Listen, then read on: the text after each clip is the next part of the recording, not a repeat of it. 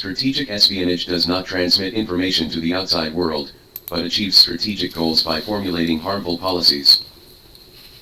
The most powerful strategic espionage is to change a country's good laws and systems, import bad laws and evil systems, and fundamentally destroy good customs and virtues.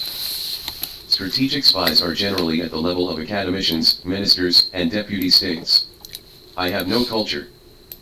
However, since the stock market crash in 2015, it is obvious that there is such a group of spies. The order they received should be to protect themselves first, not to do specific damage, and resolutely not to be exposed. The second is to use various social phenomena to fan the flames, add fuel to the fire, and make things worse. These people are high-level intellectuals, unlike us ordinary people. An example of strategic espionage that works in our favor is Guo. Because he did not pass on information to the outside world, the military command could not find any evidence of him. During the Battle of Weihai, he reminded Chiang Kai-shek in good faith that if Du Yuming succeeded, it would be difficult to control, so he destroyed Du's actions that might have turned the tide of the battle, and let Chiang lose. Then, strategic spies that are not good for us can be found in this way. Hong Kong resident Liang Xingyun was sentenced to life imprisonment in the first instance of the espionage case. What do you think of this result? So, where do we start to track down the traitors? If you want to be a traitor, you may not be qualified. I checked the functions of the US-China Friendship Promotion Association as follows. ACFC pursues the principle of tailor-made to design training programs. Arrange special long-term advanced training or short-term skills training for government functional enterprise groups and individuals. The training business covers finance, taxation, education, management, and other fields. ACFC has long-term friendly cooperative relations with government educational institutions, famous universities, internationally renowned enterprises, professional accounting firms, higher bar associations, experts, and scholars in the United States and Canada, and knows how to combine advanced Western training experience with China's national conditions according to the needs. There are professional courses, supplemented by professional translation. Through exchanges, interviews, visits, and inspections, trainees will receive practical training in theory and skills, and establish friendly and cooperative relations while obtaining training certificates. So you can understand why there have been so many bad things in finance, education, and scientific research in the past few years, right? Permeated every corner. At the regular press conference of the Ministry of Foreign Affairs, the spokesperson Wang Wenbin introduced upon inquiry that the regulations are of great significance for implementing the basic strategy of comprehensively governing the country by law, coordinating development and security, improving China's national security legal system, and preventing and stopping espionage and other acts that endanger national security. In a word, the right time, the imperative. This article is quoted from Decree Number 1 of the Ministry of National Security in 2021 tells us a big thing, how to counter espionage. At present, the infiltration and stealing activities carried out by overseas spy intelligence agencies and various hostile forces against us have obviously intensified. In the face of the danger of spying, the Ministry of State Security has formulated departmental regulations to clarify what to guard against, who will guard against it, and how to guard against it according to the law, which will help further consolidate the responsibility for counter-espionage security prevention and improve the security of the whole society, especially the core areas. The ability and level of security prevention work is an important step in improving my country's national security legal system. Against what? Overall planning, internal and external integration. Anti-espionage security. What exactly to guard against? One of the defenses is to guard against foreign espionage agencies, foreign hostile forces, and prevent their increasingly rampant infiltration and stealing activities against us. This is external defense. In addition, there is another defense, which should also be highly valued, that is, internal defense. As the saying goes, fortresses are the easiest to breach from the inside. If internal protection is not in place, external enemies will easily find loopholes. Judging from the cases disclosed by relevant departments in recent years, secret-related agencies and units have always been the focus of overseas spies. Some units do not pay attention to anti-espionage security and prevention work, and their confidentiality management is not standardized. Typical case, there are many border guards stationed in Z City, which is located on the border of our country. It stands to reason that we should attach great importance to confidentiality work. However, the security setting of the work mailbox of a bureau of the local government is very simple, only the office phone number is used as the password. After collecting the phone number and email account of the bureau, the overseas spy and intelligence agency cracked the email password, then directly invaded the email and stole nearly 2,000 documents. Stolen documents recorded in detail the distribution of the garrison in City Z. Who will defend? Grasp the key, control the key. We have seen that the regulations are based on the establishment of an anti-espionage security protection system, and in accordance with the idea of categorized management and precise policy implementation, respectively clarify the specific responsibilities of different entities such as agencies, groups, enterprises, institutions, and other social organizations in related work. Among them, the competent industry departments should establish a sound cooperation mechanism with the national security organs, and have the responsibility for supervision and management of the anti-espionage security work in the industry according to the scope of their duties. General units such as organs, groups, enterprises, and institutions should perform relevant education and training, daily management, etc., reporting suspicious situations, cooperating with specialized agencies, and responding to emergencies. There is another type of unit that is very special, and is called a key unit by the regulations, and the evaluation criteria are given. The National Security Agency will, according to factors such as the nature of the unit, the industry it belongs to, the level of confidentiality, the degree of foreign involvement, and whether there have been incidents endangering national security, etc., work with relevant departments to formulate and regularly adjust the catalog of key anti-espionage security units. Key unit, it needs to undertake key responsibilities on the basis of general unit responsibilities, such as strengthening daily prevention management, doing a good job of safety precautions when going abroad, border, regularly conducting education and training, implementing technical prevention measures, and conducting regular work self-examinations, etc. In addition, the regulations also highlight the importance of maintaining network security and data security, and clarify the special responsibilities of key information infrastructure operators. This is also in line with the cases that have been exposed in recent years. The negligence of confidentiality management by key information operators is likely to lead to a lack of confidentiality awareness among staff, which in turn gives opportunities to overseas spy intelligence agencies. Typical case, N Network Technology Co., Limited is an email system security product provider in China.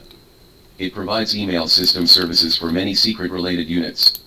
It should strictly emphasize technical protection. However, Company N has no precautions.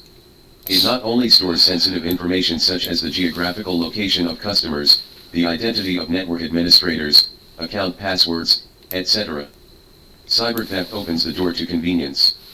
Its core application server has been repeatedly attacked by 3 overseas spy agencies, and a large amount of sensitive data has been stolen. How to prevent? Combination of specialists and groups.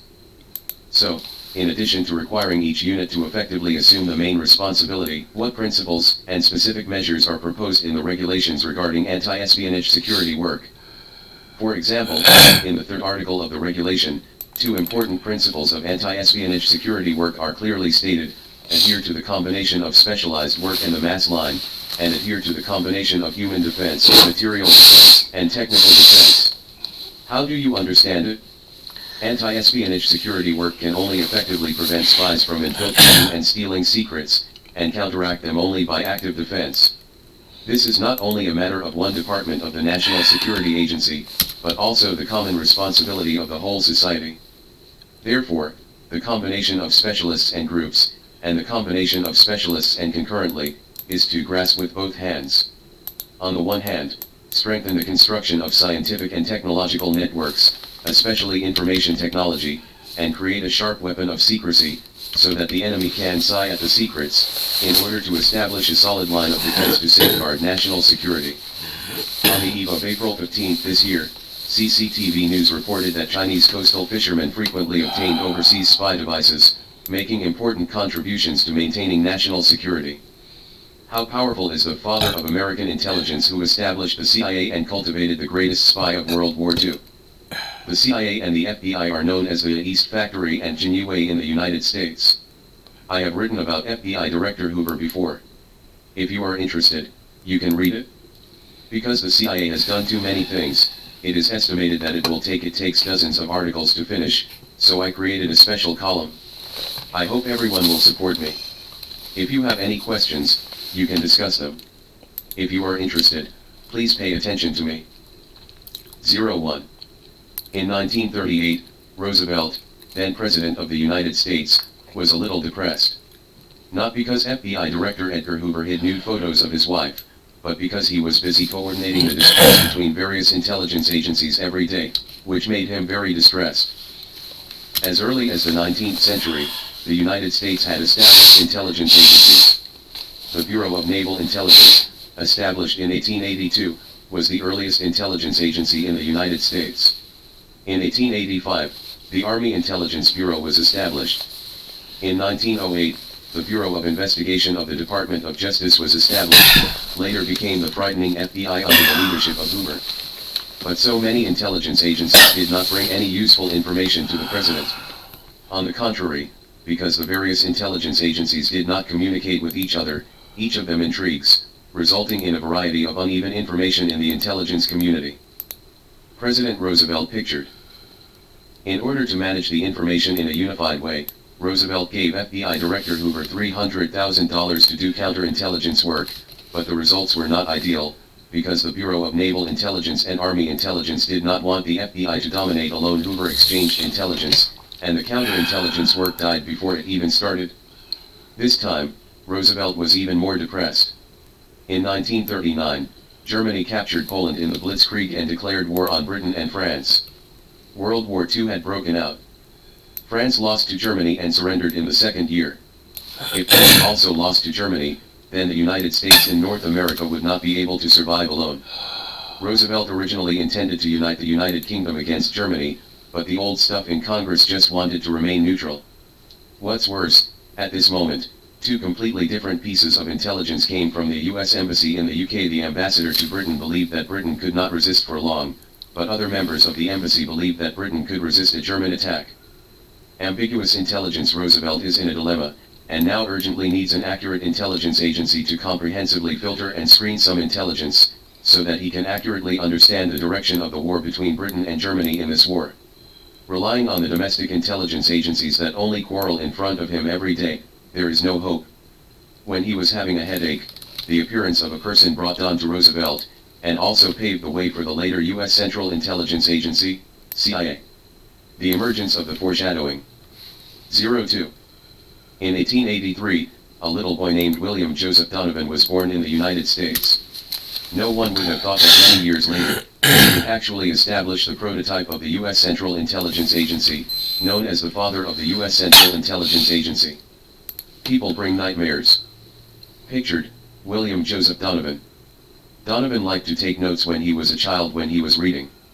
When sorting out different notes, Donovan could always find something different, so he fell in love with collecting different materials, which is why he later liked to collect intelligence. After that, Donovan studied at Columbia University, where he and Roosevelt were classmates, and the two had a good relationship in private. In addition, Roosevelt's predecessor, Herbert Hoover, had a good relationship with Donovan. In 1928, Donovan became the acting minister of the Department of Justice. It just so happened that his good friend Herbert Hoover successfully became the president in the same year. He thought that he could become the minister of the Department of Justice by virtue of his relationship. Hoover arranged for someone else to be in charge, causing Donovan to be happy. Donovan resigned in a fit of anger and went to work as a lawyer on Wall Street. In 1935, Italy invaded Ethiopia in Africa. Donovan keenly felt that the peaceful time after the First World War was coming to an end, and another war was about to break out, so he went to Africa to investigate the military situation.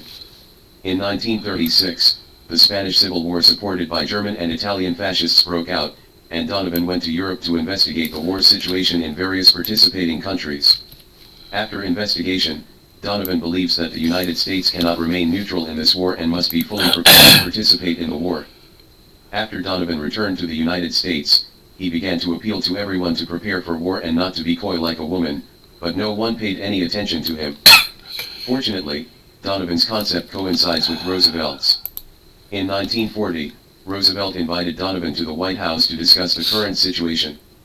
Donovan took the opportunity to suggest that President Roosevelt establish a unified external security intelligence agency, believing that decisions are based on accurate intelligence.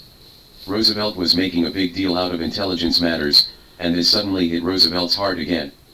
Roosevelt and Donovan checked their eyes, and finally met the right person. Roosevelt asked Donovan to visit the UK again, and learn about British intelligence agencies. By the way, British intelligence agencies can be called the father of the Western intelligence community. Here, Donovan discovered that intelligence agencies not only collected information, but also carried out secret missions such as assassination and sabotage, just like the German Fifth Column. It turns out that intelligence work can still be played like this, which opened Donovan's eyes, and at the same time laid the foundation for the future direction of U.S. intelligence in favor of covert operations. 03. In June 1941, Germany went to war against the Soviet Union. The situation became more and more serious. It was urgent to establish an intelligence agency. So in July 1941, the U.S. Intelligence Coordination Bureau was established, with Donovan as the director. But at this time, the Intelligence Coordination Bureau was only but it is responsible for helping the president collect and analyze the intelligence material submitted by all parties. With the $450,000 given by Roosevelt, Donovan carried out intelligence collection work in the dilapidated building next to the White House. In addition to inviting some economic and historical experts and professors to analyze the intelligence, Donovan also recruited various the kind of chicken screaming dog thief, invited British intelligence personnel to come and give lectures, so that they could become professional intelligence workers one by one. This is different from Hoover's Federal Bureau of Investigation, FBI. You must know that if you want to enter the FBI at that time, you must be at least a college student or above, and you must have a good image. The picture shows FBI Director Hoover. In just a few months, the staff of the Intelligence Coordination Bureau reached more than 600 people. But even with Donovan's preparations for ICO, intelligence coordination is still a mess because several other intelligence agencies simply don't cooperate. His secret intelligence was handed over to others, and this situation eventually led to the outbreak of the Japanese attack on Pearl Harbor. On December 7, 1941, Japan suddenly attacked the U.S. military base at Pearl Harbor. The U.S. Pacific Fleet was unprepared and suffered heavy losses. Then Germany and Italy began to declare war on the United States. Roosevelt was stunned by the sudden disaster. He didn't even have a decent intelligence about such a big thing in advance. He was so angry that he scolded Donovan, and Donovan was also very helpless. Long before the Japanese attack on Pearl Harbor, the intelligence officers of the U.S. Pacific Fleet discovered the abnormal movements of the Japanese aircraft carrier and believed that the U.S. Pearl Harbor base might be attacked. But this information has never been delivered to the Intelligence Coordination Bureau, and the various intelligence agencies did not fully cooperate and acted independently, which led to today's disaster. The picture shows the Japanese attack on Pearl Harbor. The Intelligence Coordination Bureau has no real power and has been hit everywhere since its establishment. FBI Director Hoover once criticized Donovan in the newspapers and took some jobs from him. Seeing that the Intelligence Coordination Bureau was unable to restore the intelligence chaos, Roosevelt even wanted to abolish the Intelligence Coordination Bureau. Only then did the joint meeting retain the Intelligence Coordination Bureau. For the needs of the war, Roosevelt reorganized the Intelligence Coordination Bureau into the Strategic Intelligence Agency in June 1942. The Strategic Intelligence Agency can be regarded as a national unified intelligence agency in the true sense, and it was also the predecessor of the U.S. Central Intelligence Agency, CIA. The Office of Strategic Intelligence is under the command of the Joint Chiefs of Staff, the highest military body, and is responsible for conducting secret work overseas such as espionage and counterintelligence, sabotage, and subversion. In the next 3 years, Donovan will lead the Strategic Intelligence Agency to do its best to destroy and subvert during World War II, ushering in the last highlight moment of his life. The Office of Strategic Intelligence consists of 8 divisions, the most important of which are the Special Intelligence Division, the Special Operations Division, and the Research and Analysis Division. The Special Intelligence Division is responsible for collecting intelligence, and has stations in many countries, spreading a huge secret intelligence network overseas. The Research and Analysis Division analyzes the collected intelligence and makes strategic decisions. The Special Operations Division is similar to the military force, take charge of sabotage and covert missions overseas. 04. At the beginning of 1942, except for Britain which was still resisting, the whole of Europe basically fell. British Prime Minister Winston Churchill issued the slogan of setting fire in Europe, calling on those underground spies to carry out sabotage plans all over Europe and disrupt the actions of Nazi Germany. Donovan took the opportunity to recruit some young people to follow them to the UK for training. After a short period of training, these young people made rapid progress, and even the British intelligence officers had to praise, American novices have become like this overnight. Experts who have been at it for 25 years or more are indistinguishable. And these people later became the main force of the Office of Strategic Intelligence in implementing plans overseas. In 1942, in order to alleviate Germany's attack on the Soviet Union, the US and British Allied forces decided to seize the strategically important North Africa at the end of 1942 and open up a second battlefield. At the same time, they could threaten Germany and Italy from the south, so they launched a landing operation codenamed Torch. However, at that time, the British and American coalition forces knew nothing about the situation in North Africa. At this time, the Office of Strategic Intelligence came in handy. The Office of Strategic Intelligence spent $2 million to deploy a spy network in North Africa, collecting a lot of information about the fortifications on the coast of North Africa and the French army, and also transported weapons through local tribal and religious leaders. In order to ensure that the operation was not exposed, spies were also sent around to spread false news, saying that the Allied forces were going to rescue Turkey and confuse the attention of the Axis powers. This series of operations enabled the successful completion of Operation Torch.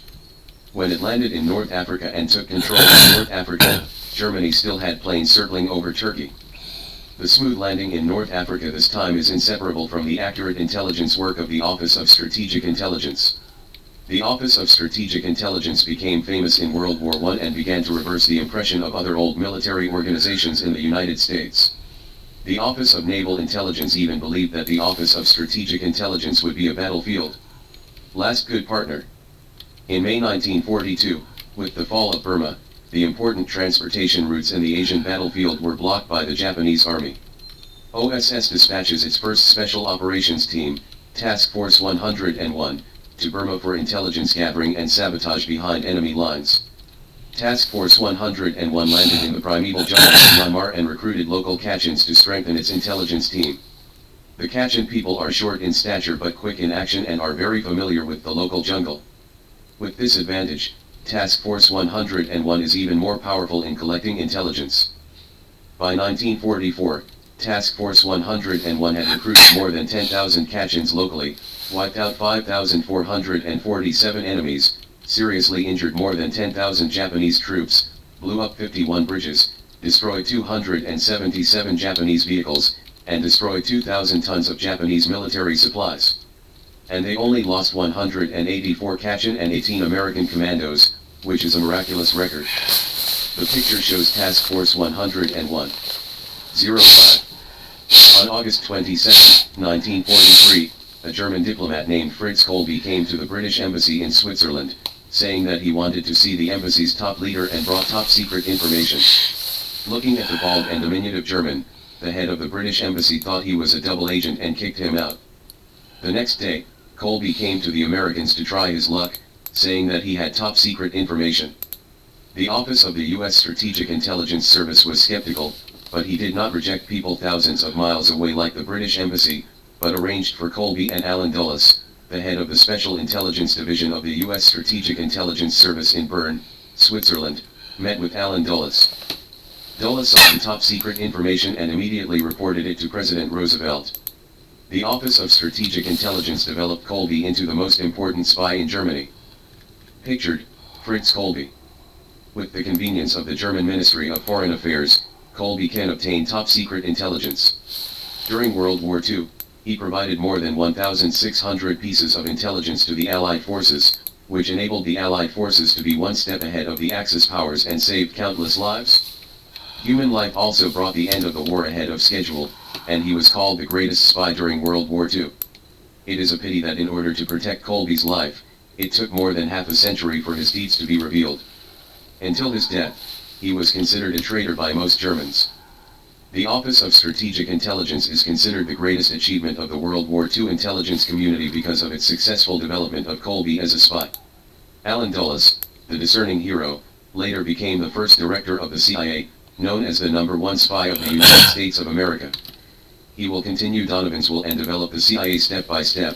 Below an article will be written. Pictured, Allen Dulles. In addition to Dulles, the Office of Strategic Intelligence has also absorbed various people of status.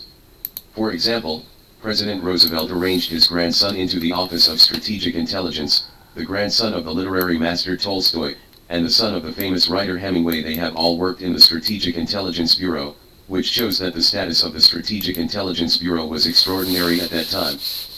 From its establishment in 1942 to the end of World War II in 1945, the Bureau of Strategic Intelligence has grown from a few hundred people to 10,200 people. He struggled to survive in the cracks with the old intelligence agencies such as the FBI, and was recognized step by step, and even started to gain a seat, but it would be a big mistake to think that Donovan's ambitions are only so small. Donovan watched the Strategic Intelligence Service play an important role on the battlefield and had no other glory.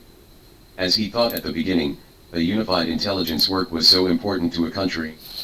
As the war was coming to an end, in 1944, the smug and ambitious Donovan submitted a report to Roosevelt. It was this report that rekindled the war among multiple intelligence agencies in the United States, and the Strategic Intelligence Agency was forced to disband. As a result, Donovan withdrew from the stage of history, and many countries in the world are about to fall into a kind of terrifying destruction and subversion, and there will be no peace. 01. In 1944, as the fascist Axis countries retreated steadily and World War II was coming to an end, President Roosevelt called William Joseph Donovan, Director of Strategic Intelligence, and asked him to make a memorandum on post-war intelligence work and plan for the future of U.S. intelligence. How should work be carried out? This made Donovan very happy. He had already had his own plans for the post-war intelligence work in the United States, so in November 1944, he handed over a report to Roosevelt on the permanent establishment of a peacetime Central Intelligence Agency. Donovan had already set his sights on the position of Director of the Central Intelligence Agency. I thought that my wishful thinking was about to come true, but unexpectedly this report was like a depth bomb, which exploded among the top U.S. leaders and various intelligence agencies, making Donovan a target of public criticism. Director of Strategic Intelligence William Joseph Donovan. Donovan's report proposes to establish a long-term national unified intelligence agency, responsible for collecting and coordinating information of various intelligence agencies, and carrying out subversive activities abroad, directly responsible to the President, and the director is appointed by the President. It's called the Donovan Plan. The responsibilities of the establishment of the Central Intelligence Agency proposed by Donovan are actually similar to the current responsibilities of the Strategic Intelligence Agency. I originally thought that everyone should have no opinion. But he ignores how times of war differ from times of peace. Military issues dominate during wartime, and all institutions that are beneficial to the military are necessary. The Office of Strategic Intelligence was born during World War II, so the conflict between it and the old intelligence agencies was not so prominent during the war. In peacetime, military issues have gradually given way to political issues. At this time, if a Central Intelligence Agency is to be established, it will undoubtedly move the cheese of other old intelligence agencies. Originally, the military organization had a military intelligence system, the FBI had its own intelligence system, the Ministry of Finance, the Ministry of Agriculture and other departments all had their own intelligence source systems, but now they have to report all the intelligence they worked so hard to collect to the newly established the Central Intelligence Agency. Obviously everyone disagrees. So all parties began to boycott and criticize Donovan. 02. In February 1945, FBI Director Hoover even spread this internal government news to the public opinion media. The Chicago Tribune, the Daily News and other media began to rush to report the news, saying that Donovan was about to establish another government in the United States. The Gestapo caused an uproar in public opinion for a while. The United States has always considered itself a democratic country and advocated democracy and freedom. At this time, the United States already has an FBI, which engages in surveillance and wiretapping all day long. Everyone is given by Hoover. Scared, there will never be another FBI. The strong pressure of public opinion made Donovan involved in the vortex of public opinion, which made the establishment of the Central Intelligence Agency had to stop abruptly. For FBI Director Hoover. To make matters worse, on April 12, 1945, the man behind Donovan, President Roosevelt, passed away, which was undoubtedly a bolt from the blue for Donovan. The previous criticisms were nothing in Donovan's eyes, because he knew that as long as Roosevelt was around, his ideas could be realized. But now that Roosevelt has passed away, it also means that Donovan has nothing to rely on in the White House in the future. It is difficult to preserve the Strategic Intelligence Agency he established, which is actually the case. In August 1945, World War II ended. The newly appointed President Truman believed that peacetime had come and there was no need to engage in these intelligence work, and Truman himself did not like these secret intelligence agencies. Just at this time, in order to reduce funds and personnel, Congress needs to adjust those wartime temporary agencies. Donovan has realized that the Strategic Intelligence Agency is about to be abolished, and has written many reports to Truman telling him how important it is to have an intelligence agency in peacetime. Important, and even publicized the glorious deeds of the Strategic Intelligence Service during World War II in the media, trying to change Truman's mind through the pressure of public opinion. However, everything is in vain. 03. On September 28, 1945, Donovan was very sad because on this day he had to announce the disbandment of OSS. Those spies and various experts and talents trained by him will also be assigned to the Army and the State Department. Seeing that the cabbages that had been cultivated so hard were all overwhelmed by these pigs, Donovan felt really uncomfortable. Not long after OSS was disbanded, Truman began to regret it. He also encountered the same situation as Roosevelt before. The disorganized information made people's brain hurt. Truman seemed to have fallen into the ignorance of the international situation before the Pearl Harbor attack. So Truman asked the State Department to start preparing for the establishment of the Central Intelligence Coordinating Agency, and in January 1946 announced the establishment of the Central Intelligence Group, CIG. The picture shows Truman. This Central Intelligence Unit is similar to the previous Intelligence Coordination Bureau, or even worse than the Intelligence Coordination Bureau. If you want power, you don't have power. If you want people, you don't have anyone. If you want money, you don't have money. The Central Intelligence Unit is under the command of the Intelligence Management Committee composed of the State Department, the Naval Intelligence Bureau, and the Army Intelligence Bureau. It has no independent funds and office personnel, and needs to be seconded from other departments. Every time it wants to submit intelligence to the President, it must first go through the committee. Agree, you can't even write your own opinions on the submitted information, you can only state the facts, which is equivalent to depriving the CIA group of the function of researching and analyzing intelligence. When it comes to the research and analysis of intelligence functions, it can be said that Donovan, the father of Central Intelligence, was the first in the U.S. intelligence community. When Donovan established the Intelligence Coordination Bureau, he always believed that intelligence should not only be simply collected, but more important. The most important thing is to serve the President's policy. Only by analyzing the intelligence correctly can the President make the right decision. Therefore, when he served as the director of the Intelligence Coordination Bureau and the Strategic Intelligence Bureau, he set up a special intelligence research and analysis department, and invited professors and scholars in economics, history, finance, society, and psychology from Harvard University, Columbia University and other prestigious universities to analyze the collected data. It has to be said that Donovan's way of basing intelligence on academic research did play a huge role in World War II. During World War II, research and analysis experts could roughly infer the number of tanks of this type in Germany based on the serial numbers on the German tanks captured by the Allied forces. The selection of targets by the Allied air forces was able to severely damage Germany's skill development and reduce Germany's war potential. The unique academic analysis function made the former Office of Strategic Intelligence famous for a while, but now even the research and analysis function that the Office of Strategic Intelligence is proud of has been banned. Seeing that the newly established Central Intelligence Unit is so useless, it is simply no one wanted to be the team leader. Fortunately, Truman had already found a suitable person, and that was the Deputy Director of the Naval Intelligence Bureau, Sauls. The reason why Truman took a fancy to Sauls was firstly because Sauls was also a Democrat, and Truman got along with him. Secondly, Sauls had submitted an Eberstein report in September 1945, which the report's idea of a non-military Central Intelligence Agency in peacetime satisfied Truman, who believed he was up to the job. Unbeknownst to Truman, Donovan was actually involved in the report. Soles is not a fool. He does not want to do such a useless job. Truman talked all kinds of sweet words, promised that once Soles finds other suitable candidates, he will be replaced immediately, so that Soles reluctantly to be the first head of the CIA and the first director of CIA. 04. Soles was ordered in a crisis at this time, because for the whole world in 1946, it did not become peaceful because of the end of World War II, but fell into another kind of hegemony struggle. The whole world began to be divided into two camps. One was the communist camp dominated by the Soviet Union and the Warsaw Pact, and the other was the capitalist camp dominated by the United States and NATO. Since February 1946, Stalin of the Soviet Union began to publish the capitalist camp everywhere. He said that capitalism will inevitably transition to socialism at a certain period in history, which caused panic among the capitalist countries. The picture shows Stalin. At the same time, on February 22, 1946, the U.S. ambassador to Moscow, George Kennan, sent an 8,000-word telegram to the U.S. State Department, in which he formally proposed the idea of containing the Soviet Union.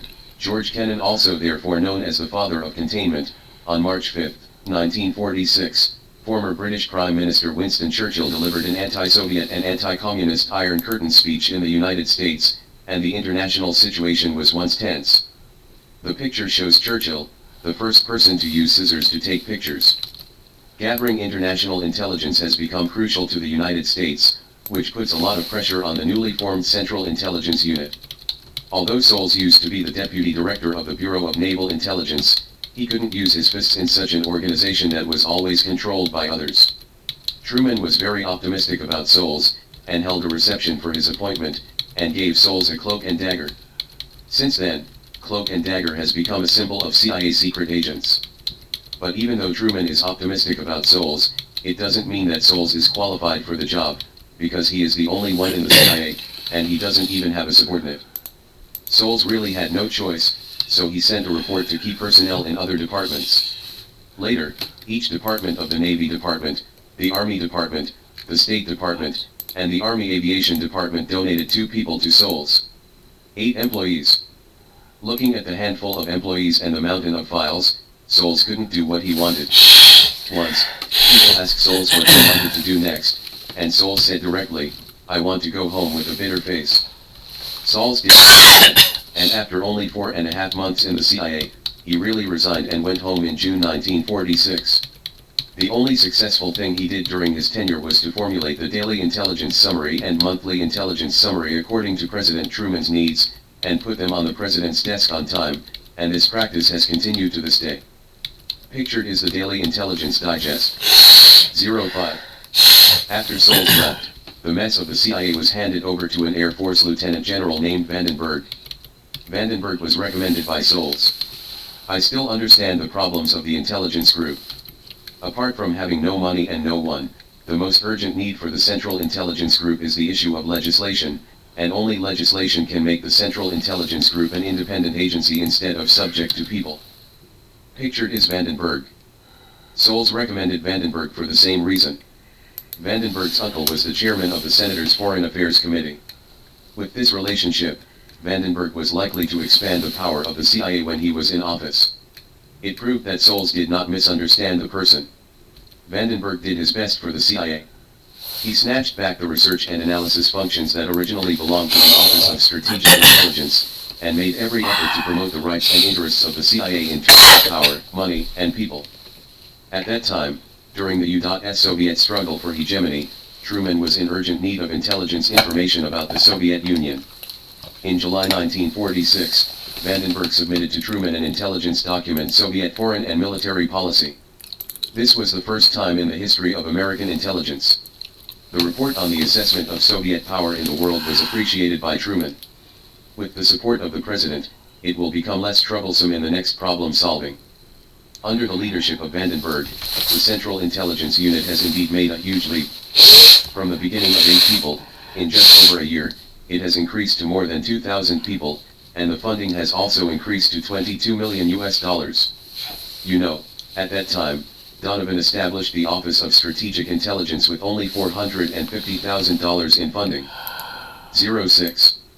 In 1947, Truman formally proposed the foreign policy of containing communism, known as the Truman Doctrine, which began the hegemonic behavior of interfering in the internal affairs of other countries.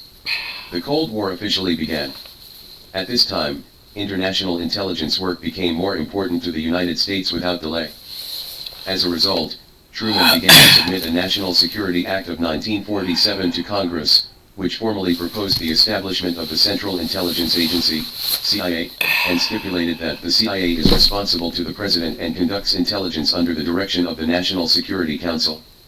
Work, although there are only a few short sentences, it gives legal support to foreign intelligence work and becomes an independent intelligence agency. It took more than half a year for this bill to be passed by Congress. On September 18, 1947, the Central Intelligence Agency was formally established to be responsible for espionage and counter-espionage work and intelligence collection abroad. The CIA began to use the vulture head, compass-shaped pattern, and silver shield as the CIA's emblem.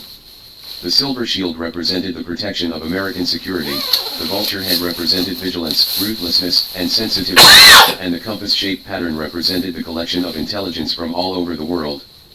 From then on, under the instructions of successive U.S. presidents, the Central Intelligence Agency will begin to show its edge during the Cold War, doing its utmost to destroy and subvert, and become a secret tool of U.S. hegemony. Israel's Mossad is also known as the world's four major intelligence organizations. The picture shows the CIA bald eagle head bureau emblem. From the disbandment of the Strategic Intelligence Agency in September 1945 to the establishment of the Central Intelligence Agency in September 1947, Truman struggled for 2 full years before he discovered the Donovan Plan proposed by the newly established Central Intelligence Agency and Donovan. Almost the same, I have to lament Donovan's forward-looking intelligence. At that time, many people called for Donovan to serve as the first director of the CIA, but Truman was still unwilling. First, because Donovan was a Republican and Truman was a Democrat, Truman was really hurt by letting a person from a different party engage in intelligence under his nose. No, secondly, because Donovan has a bad temper and arrogance, even though he is talented in intelligence, he can't get along with other departments. It can be seen that Donovan usually offends too many people. On the other hand, after disbanding the Office of Strategic Intelligence, Donovan successively served as a prosecutor and the U.S. ambassador to Thailand, but he still cared about the development of the U.S. Central Intelligence Agency and has been making suggestions for the establishment of the U.S. Central Intelligence Agency. After the establishment of the CIA, Donovan always thought that he had the opportunity to serve as the director, but in the end he failed to do so.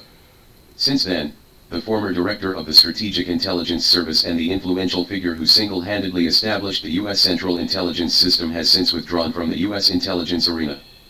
At this time, Donovan truly lamented that the bird is gone, the good bough is hidden, and the cunning rabbit died, lackeys cook taste. In 1959, Donovan died of illness at the age of 77.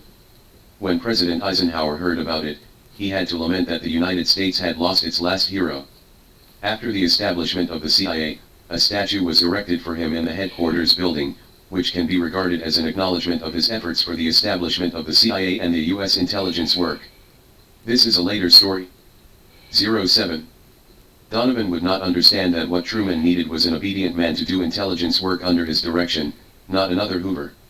In the end, Truman nominated Vice Admiral Roscoe Henry Hill Endicott as the first CIA director and the third director of CIA. The newly appointed director did not have any experience in intelligence work before, but his tone was not small. After taking office, he bluntly stated that in 1948, the CIA would be bigger than the State Department. Pictured is Roscoe Henry Hill Endicott. Facts have proved that those who speak out loud will be slapped in the face later, and Hill Endicott is no exception. In 1949 and 1950, 3 major events occurred in the world. The CIA did not know any of them. Truman was furious. The entire United States seemed to be kept in the dark. The out-of-control CIA overthrew the legitimate governments of more than 20 countries, and took control of Western media after Operation Mockingbird. Operation Mockingbird. After World War II, shortly after Operation Paperclip moved large numbers of Nazi war criminals from Germany to South America and looted thousands of German scientists to the United States, the CIA concocted it in 1948 in the name of preventing the spread of communism in the United States. Operation Mockingbird, first directed by Frank Wiesner.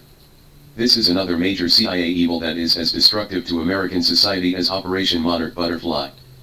As a sign, the intelligence agencies controlled by the Masonic deep-seated government began to infiltrate the American mass media, and the voice of freedom among the American people gradually obscured by the fog of fake news. The CIA's pace of stealing the country has greatly accelerated since then. During Operation Mockingbird, the CIA began to train journalists in batches and create media loyal to the CIA to occupy the high ground of public opinion. It was Philip Graham, the patriarch of the American newspaper tycoon family, who started the first shot of Operation Mockingbird, who first cooperated with the CIA and handed over the editorial and final review rights of the Washington Post. Since then, more than 25 media outlets have employed 100 CIA-trained reporters. ABC, NBC, CBS, AP, Reuters, Time, Newsweek, and many other well-known Western media have successively become the propaganda mouthpieces of the CIA. When Allen Dulles launched Operation Mockingbird, he paid special attention to obtaining the support of the Sinclair family, which monopolizes the national media among the 13 Masonic families.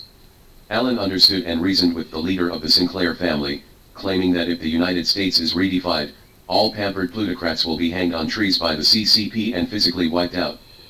Proprietors who control the media industry should unite and jointly establish an information review and public opinion guidance mechanism covering the entire United States under the leadership of the CIA. Out of fear of confiscation of family property, media giants across the United States have agreed to the CIA's involvement in their industries. Paul Lazarsfeld, director of the CIA's Radio Research and Communications Program at the time, was married to Herta Herzog, the first director of the CIA's research department, and Herta was later the chairman of the board of directors of the RAND Corporation and CBS speaker. The founder and CEO of CBS was William Paley, a CIA operative and member of the Council on Foreign Relations. At the behest of Allen Dulles, Paley hired CIA agents in large numbers to work at CBS, moving around under the cover of reporters. The daily work of these so-called journalists is to launch a war of public opinion, conduct sabotage and anti-sabotage operations against the propaganda system of the enemy country, and create a large amount of fake news on the eve of the subversion of some hostile countries to destroy the morale of the people of the enemy country. Skull and Bones. The staff of the Robin Project selected by the CIA are almost all graduates of the Ivy League schools, especially Yale University alumni, such as the well-known Yale alumnus and member of the Skull and Bones George Herbert Walker Bush, Bush Sr., served in this operation. The Bush family had a close relationship with the Harriman family, the steel magnates who are also famous families in the United States, and they got in touch with the CIA through their introduction. In addition to his steel business, Harriman also dabbled in the media industry. He facilitated the merger of CBS and Paramount Pictures in 1929, and Prescott Bush, father of Bush Sr., grandfather of Bush Jr., was actively involved in the Harriman family's acquisition of media companies. The historical source of Skull and Bones and Yale's control of the American media and their internal alliances is Rockefeller, and Rockefeller is an excellent representative of Jude, an agent of the Rothschild family and North American agent Jacob Schiff. The capital feeds the big ones. So far, the second political line of the documentary series on the decline of the United States, the main line of the Republican Party after the Democratic Hillary, Clinton, Obama, group has been straightened out. The American political ecology is shown in the following figure. Funded by Rockefeller, Henry Luce, a member of the Skull and Bones Society, founded many national magazines in the United States, including Life, Time, Fortune, and later Family and Sports Illustrated. All aspects of information received by the people. The Rockefeller family also directly or indirectly financed a series of newspapers such as the Coles Brothers Spectator magazine, and the Rockefeller family also financed Sam Newhouse's New Yorker. Rockefeller's good friend, Eugene Meyer, one of the founders of the Council on Foreign Relations, he was also the first president of the World Bank, bought public publications such as the Washington Post and Newsweek. The Sinclairs, along with Lehman Brothers, Goldman Sachs, Kuhn Loeb, and Warburg, control the nation's film industry, Hollywood star system, radio, television, and print media. Under the pressure of the Soviet Union and the international communist movement's enemies, these important pillars of the Freemasonry International all united to support the CIA's Mockingbird operation. By the end of the 1950s, the CIA had basically infiltrated and controlled the American media. Tens of thousands of on-call agents used their identities as media workers as a cover to hysterically clamor to resist readism in all media, at all costs means to demonize the Soviet Union and China. At this time, the CIA's media assets have included ABC, NBC, CBS, Time, Newsweek, Associated Press, United Press International, Reuters, Hearst newspapers, Scripps Copley News, and all other news agencies. CIA runaway. The 1953 coup in Iran, dubbed Operation Ajax, was the CIA's first successful overthrow of a foreign government. In 1951, Iranian Prime Minister Dr. Mohammad Mossadegh voted to nationalize the US-controlled Iranian oil industry, a move that angered Rockefeller. On April 4, 1953, CIA Director Allen Dulles paid Iranian General Fazlullah al-Zaidi $1 million to bring about the downfall of Mossadegh in any way possible. The CIA, supported by the media, first carried out anti-Mossadegh propaganda in the Iranian media, inciting demonstrations and bribing officials at all levels to let the situation expand and not suppress it. Then the mob bought by the CIA began to create terrorist attacks across the country and blamed Mossadegh. CIA agents machine-gunned Iranian civilians, bombed mosques, and left pamphlets full of support Mossadegh to blame Mossadegh. Between August 15 and 19 of that year, the CIA gave Zahedi another $5 million to help him consolidate power. Soon, the United States controlled half of Iran's oil production. American arms dealers earned nearly $20 billion from Iran over the next 20 years. In 1954, the CIA staged a second coup that overthrew the Guatemalan government. Guatemalan leader Jacob Arbenz Guzman has angered United Fruit over his country's agrarian reforms, which have nationalized 1.5 million acres and distributed them to farmers. Prior to this, 70% of the land in Guatemala was owned by the United States Consolidated Fruit Company. The actual controller of the company was a friend of the Dulles brothers, who single-handedly established Guatemala as a banana republic. This time the CIA first dispatched propagandists and mercenaries, trained a large number of anti-government militia organizations, and immediately bombed the capital of Guatemala, helping the American puppet dictator Castillo Armas to the presidency. The military dictator ruled Guatemala for the next 30 years, killing more than 100,000 of its citizens, and Guatemala's funeral directors collapsed from an overload of dead bodies. The CIA overthrew more than 24 functioning democracies during the Cold War. John Stockwell, former CIA officer. The CIA has always followed the same strategy to subvert other governments like an endorsement. First, the interests of globalists and US MNCs are threatened by nationalist foreign leaders who are unwilling to be puppets of the US by nationalizing the assets of foreign companies and redistributing wealth/land to protect the majority of the lower middle class. These actions have touched the interests of the Freemasons in the country where they are located. When the Masonic taboo was touched, the CIA thugs were called in. The CIA began to choose to cooperate with the opposition militias in the country, promising them that they would benefit from the country's trade with the United States after the coup was successful. The CIA then begins to train and finance the opposition in the targeted countries, weakening the existing government through propaganda, election rigging, blackmail, infiltration, intimidation, torture, economic sabotage, and assassination. Finally, the CIA-backed military staged a coup, and a pro-American dictator came to power. The former leaders will be promoted as radicals or communists, and Europe and a number of slave countries should be grateful for this, and regard US imperialism as the world policeman to prevent violence from spreading around the world. The CIA even developed subversion of other governments into a science, publishing books such as the Freedom Fighters Manual and Human Resource Development Training Manual, teaching foreign military officers methods of torture, blackmail, interrogation, propaganda and sabotage. Obama's biological mother, Dunham, and his second stepfather, Lolo Solito, met in the CIA subversive training class.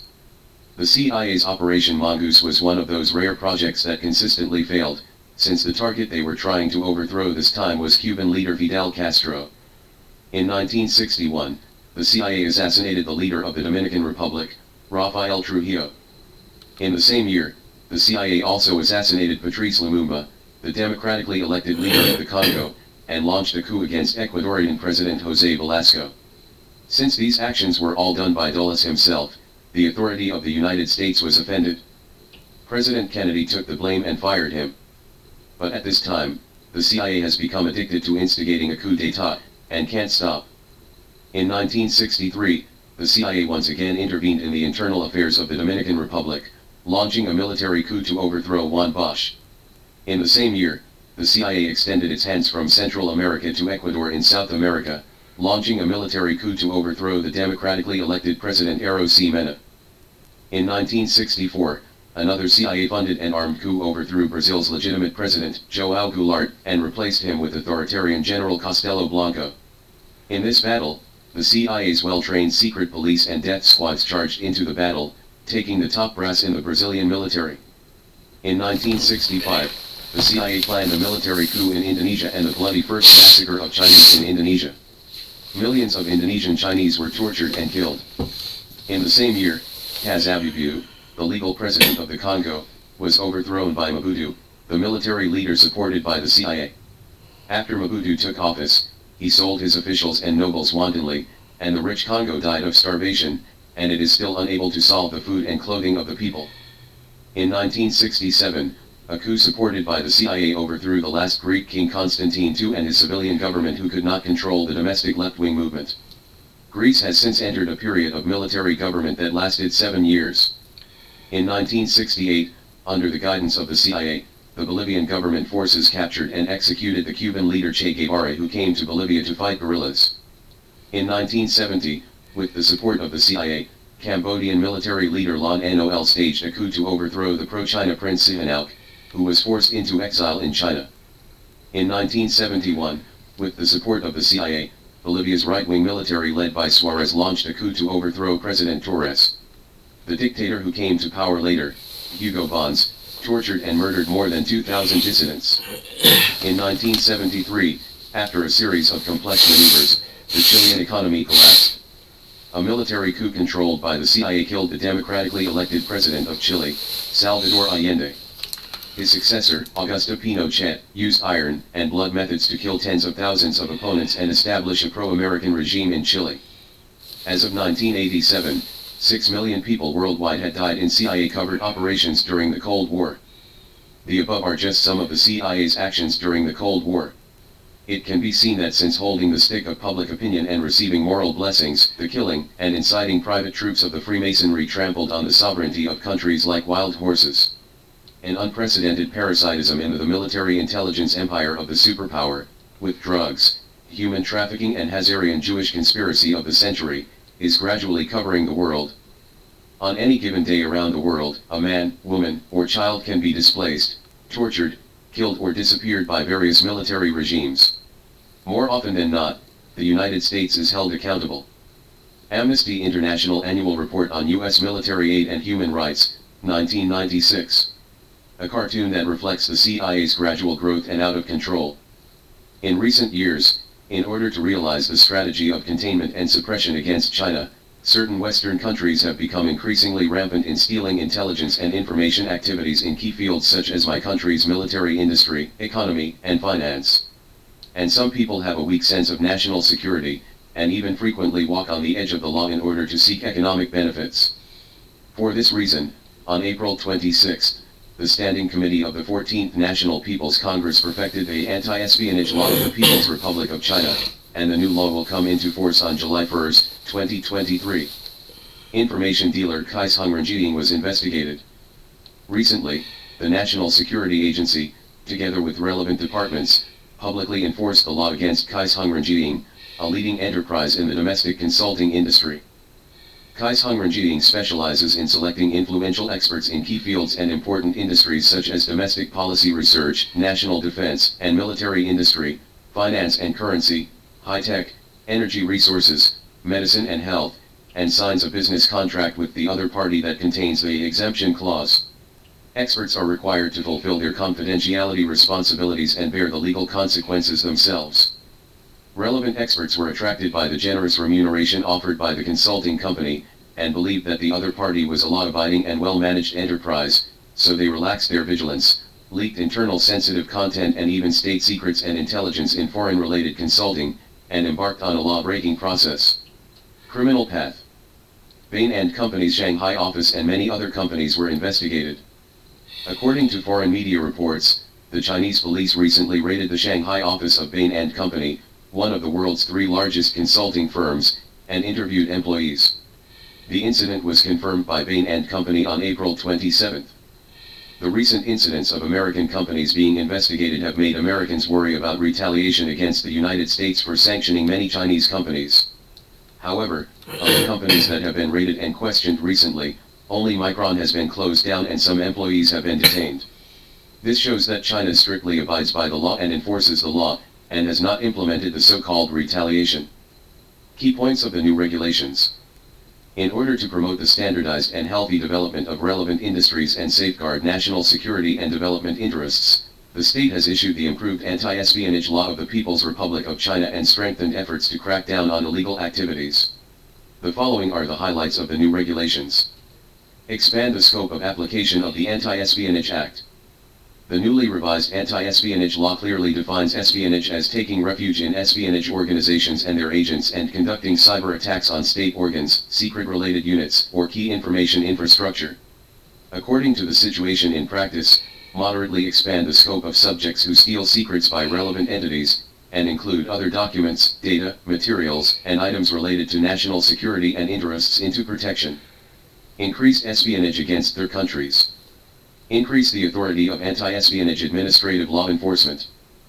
In the chapter of investigation and disposal, the newly revised anti-espionage law adds administrative enforcement powers such as access to data, subpoenas, property information inquiries, and prohibition of entry and exit. It clarifies the law enforcement requirements of national security agencies, and strict approval procedures to achieve standardization law enforcement, increase notification and handling measures for discovered network security risks, etc., increase identification and evaluation mechanisms for state secrets and intelligence, increase regulations on the connection between executions. Strengthen the protection and supervision of counter-espionage work. In the chapter of guarantee and supervision, the newly revised anti-espionage law adds provisions on the protection, rescue, compensation, resettlement, pension, and preferential treatment, and training of relevant personnel, adds provisions to encourage scientific and technological innovation in the field of anti-espionage, and give full play to the role of science and technology in anti-espionage role at work. At the same time, strengthen the supervision of the staff of the national security organs, clarify that the national security organs should implement the internal supervision and security review system, and clarify that individuals and organizations have the right to report the national security organs and their staff for exceeding their powers, abusing their powers, and other illegal acts and sue. Response to the new regulations. The revision of the counter-espionage law is based on the current reality that China is facing, and a decision that is in line with China's national conditions, and it is also a reflection of China's emphasis on its own national security. Opposition to Taiwan independence. What is unexpected is that Taiwan's Mainland Affairs Council currently publicly stated that the revised version of the anti-espionage law in mainland China is not clear in the definition of espionage, and even claimed that it would increase the risk of Taiwanese going to the mainland. Chen Jianren, head of Taiwan's administrative department, said that this move would damage cross-strait exchanges. Japanese Cabinet Secretary Hiroichi Matsuno recently asked China to explain the current law revision. Hiroichi Matsuno's starting point is that the revised version of the anti-espionage law may be arbitrarily implemented. But no matter what Hiroichi Matsuno's starting point is, such behavior itself is very abrupt, and it can even be understood that Japan has long conspired against China. LinkedIn will go offline on August 9. The country has stepped up efforts to prevent information security, and recently foreign countries can no longer use these information query software such as Kikika. LinkedIn, a workplace social platform owned by Microsoft, also announced on May 9 that it would shut down all of its business in China. With the above incidents, it is believed that LinkedIn as an international communication platform announced the suspension of services is also understandable. After all, LinkedIn has been banned by Russia for a long time due to information storage security issues. Moreover, you must know that espionage methods are very extensive, and you can use religion, history, and culture, and even food and travel to perfectly cover up your purpose. Especially on social media, there are a lot of inappropriate remarks being exported crazily, and it is hard to imagine how serious the consequences will be. Hong Kong American John Xingwan Leung, 78, was sentenced to life in prison in China on espionage charges. Hong Kong Chief Executive Li Keqiao said on Tuesday, May 16, that the Leung Xingwan case shows that Hong Kong still has national security risks and cannot be taken lightly. According to a comprehensive report by Hong Kong media, Li Jiaqio told reporters before attending the executive meeting that any person arrested by the relevant law enforcement agencies in the mainland will be notified according to the mechanism so that the family members of the relevant person can provide the necessary assistance, mechanism to inform the Hong Kong side of the arrest of Leung Xingwan. Li Jiaqio said that although the current situation in Hong Kong is generally stable, national security risks should not be taken lightly and vigilance must be exercised.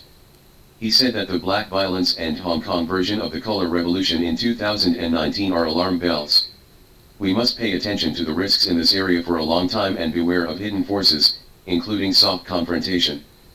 The Intermediate People's Court of Suzhou City issued a statement through its WeChat public account on Monday, saying that Liang Qingjiayun, a Hong Kong resident, was suspected of engaging in espionage. The Bureau took compulsory measures against him on April 15, 2021. The Suzhou Intermediate People's Court, after a trial in accordance with the law, publicly pronounced the verdict in the first instance on May 15, 2023, and found Liang Qingjiayun guilty of espionage, and sentenced him to life imprisonment and deprivation of political rights for life.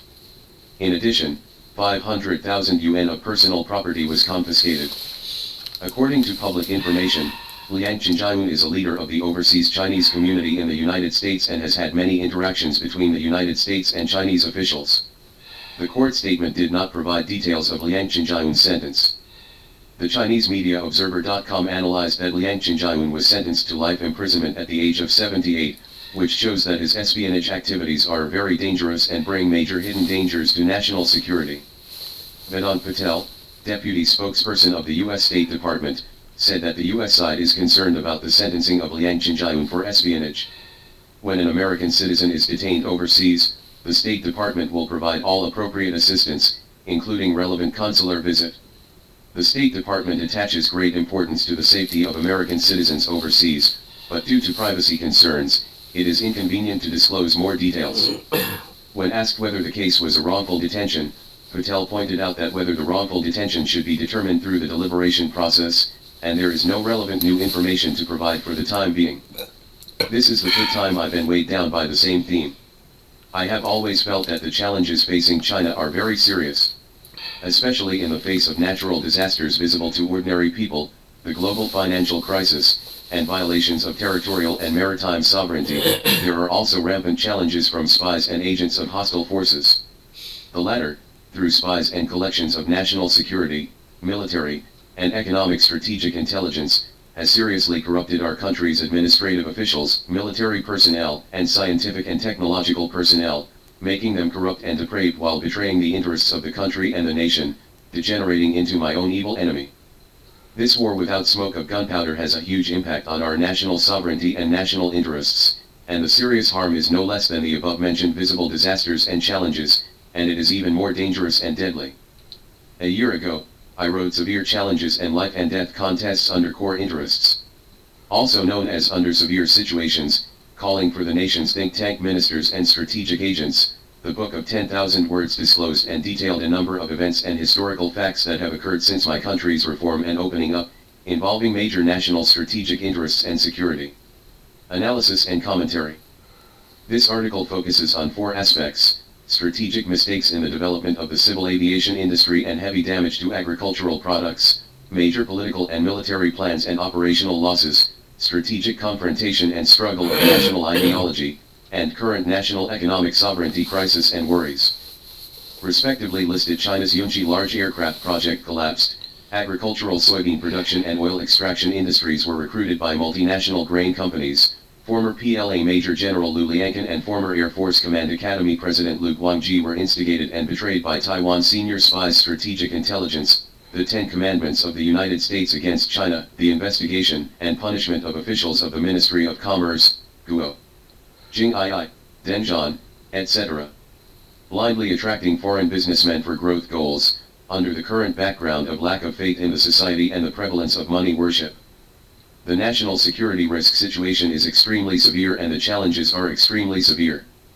We have paid a heavy price and learned a lot. Call on the country and the people to be highly vigilant, distinguish the good from the bad, and try to avoid and reduce potential heavy losses. In this jungle law world where the weak can prey on the strong, for the best interests of the country and the nation, it is necessary to counterattack the opponent's strategic spies tit for tat. 7 months ago, because I felt that spies Guo Bihan and Guo Wanjun were executed for betraying the top-secret information of our military's strategic missiles, and disclosed the inside story of the events that shocked the people of the country. I wrote, "Know the shame and know the danger and be courageous, the enlightenment and deep reflection of the espionage case." It shows the deep worry about the complete risk of the country. That is, the worry is not only the personal degeneration and the loss of national character and moral character corrupted by spies and traitors due to the temptation of money, but also the soiled atmosphere of lack of belief and decadent worship of money in today's society. There will be successors. Also 7 months ago, on the basis of the investigation and punishment of 2 Ministry of Commerce officials I mentioned above in 2008, another major case was added. The official media successively disclosed that from August to December 2008, a group of officials from the Ministry of Commerce, the State Administration for Industry and Commerce, and the State Administration of Foreign Exchange were sacked. In addition to Deng Zhan, Director and Vice President of the China Association of Enterprises with Foreign Investment, Du Beizhong, Director of the Administrative Legal Division of the Department of Treaty and Law of the Ministry of Commerce, Lu Wei, Deputy Director of the Foreign Invested Enterprise Registration Bureau of the State Administration for Industry and Commerce, Su Menggung, Director of the Management and Inspection Department of the State Administration of Foreign Exchange, etc. One after another, they were shuangui, or arrested, and criminally detained. The above cases are unusual, not just because of the corruption and bribery of Beijing officials, but because it is rare to expose that senior officials of the country's key departments are seriously betraying the country's economic sovereignty. When it comes to the formulation of laws and regulations and judicial interpretations related to foreign mergers and acquisitions, accepting bribes from foreign companies deliberately leaves a backdoor in the law to help foreign companies carry out industry mergers and acquisitions in China. Hong Kong's Oriental Daily described the Guojing II case that was first exposed. If it is true, then this is the first case of economic traitors exposed after the founding of New China. This is also an important sign of the danger of China's economic sovereignty. Today, in July 2009, the spy case of Australia's Rio Tinto company, seriously damaged China's economic interests, was recently exposed. On July 9, the Shanghai State Security Bureau and the Chinese Ministry of Foreign Affairs both publicly confirmed the news that 4 Chinese employees of Australia's Rio Tinto were arrested in Shanghai on suspicion of foreign secrets. On the same day, the Shanghai Municipal Bureau of National Security issued a fax statement to the media, saying that since 2009, during the negotiations on the import and export of iron ore between China and foreign countries, 4 people including Hu Stei, the chief representative of the Shanghai office of the Rio Tinto company, used improper means to recruit and buy insiders of China's steel production units, spied and stole China's state secrets. Previously, there was speculation that Stern Hu might be involved in Rio Tinto's commercial bribery of Chinese steel companies. It is also reported that Tan Yuxin, general manager of mining import and export company of Shaogang International Trade Engineering Company, was detained by Beijing police on July 7. It is understood that senior executives of listed companies including Jinan Iron and Steel Group and Lewu Steel Group have been involved in the case. In 2003, China overtook Japan to become the world's largest importer of iron ore. In the iron ore negotiations over the years, China has always been in a passive position and had to accept the fierce price hikes of the world's 3 major iron ore suppliers, including Australia's BHP Billiton and Rio Tinto. The main reason is that people in the industry generally believe that there is an inner ghost in China's steel industry. It is understood that the foreign party mainly adopts the method of poaching and bribing relevant government officials, steel experts, and mining experts with high salaries from major steel groups and government departments in China, which has often achieved miraculous results. All of this has once and again repeatedly proved that the national security risks are huge and the situation is grim. This is the shocking fact. In the past 2 decades, our unfavorable competition among secret agents and espionage has caused heavy losses to our national strategy. China's military sovereignty and economic sovereignty are in serious danger. The previously disclosed top-secret incident of Guo and Guo betraying China's strategic missiles and the recent Steel Ghost case deeply shocked the people of the country. But I wasn't too shocked. I had harbored worries for many years, and I didn't believe that this latest incident would be the last. In recent years, overseas interest groups and hostile forces have been very active in China. Overseas interest groups have used various methods in their activities in China, using various contacts, or hiring some Chinese experts with high salaries, trying to use their voice to influence industry investment and market share and public opinion, for their own profit, or conduct business lobbying, influence relevant decisions, and pave the way for commercial activities. Many of China's economic experts, government officials in charge of economic affairs, and state-owned enterprise executives in the industry have received funding and bribes from overseas groups and foundations, and carefully packaged them through overseas media, thus becoming China's domestic industry elites and having a powerful discourse power, clearing the way for foreign interest groups, acting as brokers and compradors, has become an important tool to influence the development of the industry, and even the national economic decision-making and public opinion. In today's harsh competitive environment in the world, some state-owned enterprise executives and so-called Chinese think tank expert elites are trapped by money and career and confused by utilitarianism.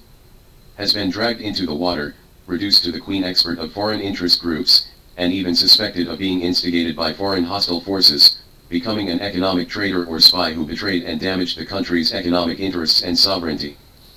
Some superficial people who are complacent about being pampered and full of lust often use material conditions to ridicule the Mao Zedong era, but they don't know that people in that era were high-spirited, highly enlightened, and vigilant against the enemy. Enthusiasm, a heartfelt love for the collective property interests of the society, and a conscious sense of defense and vigilance to defend the interests of the country and the nation. Therefore, China in Mao Zedong's era was extremely tough, safe, and dignified even though it was in a world of fierce Cold War.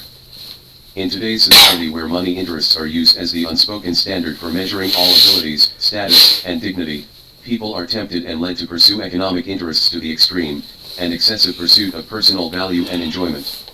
Know how serious the consequences are if you are progressing or declining or regressing. In a country, a nation, or a society, if money once again boards the symbol of authority and the pinnacle of value respected by the society, then the ugly, weird, and absurd dramas of ghosts and ghosts can be staged wantonly. It is no wonder that social integrity is now facing a crisis, it is no wonder that corruption in power for money transactions is high, and it is no wonder that national security and economic sovereignty are facing severe challenges and hidden dangers. Take military intelligence as an example.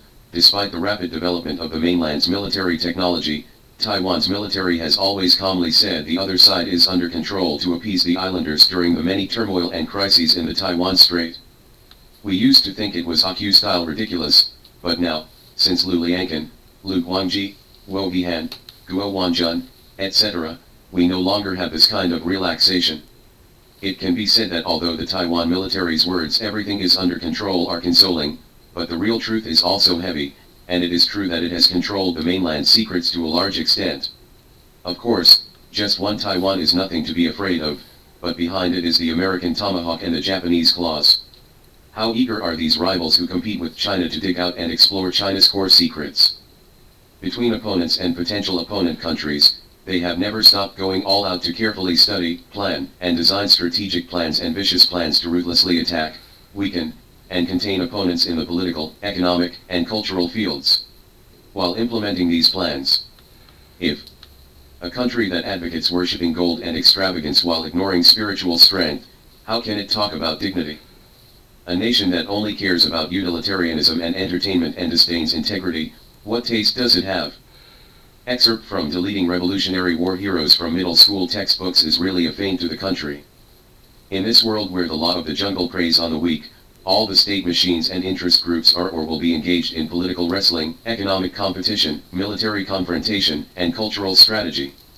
How fierce and cruel are they? It can be said that there are fierce battles without gunpowder smoke all the time.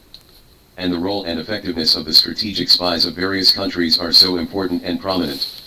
In such a cruel world where the fittest survive, how can corrupt members be invincible, and how can mediocre rulers be endangered? Only a nation of kings who are good at strategy can win for a long time. For the highest interests of the country and the nation, it is necessary to counterattack the opponent's tactics and strategic spies tit for tat. We strongly call for the emergence of politicians and think tanks who truly bear the interests of the country and the nation on their shoulders, and are committed to reflecting the reshaping of national beliefs and reflecting the profundity of the art of strategy and combat. At the same time, we look forward to the courageous actions of our own lone heroes and strategic agents. The above is excerpted from Severe Challenges and Life and Death Struggles Under Core Interests. If China wants to grasp the strategy to take the initiative to fight back against the United States, it is very important to attack the bureaucratic capital of the Goldman Sachs Group and JP Morgan Chase Group. How should I put it? Let's start with state-owned enterprises. What are socialist state-owned enterprises? They are enterprises run by the state in terms of management methods.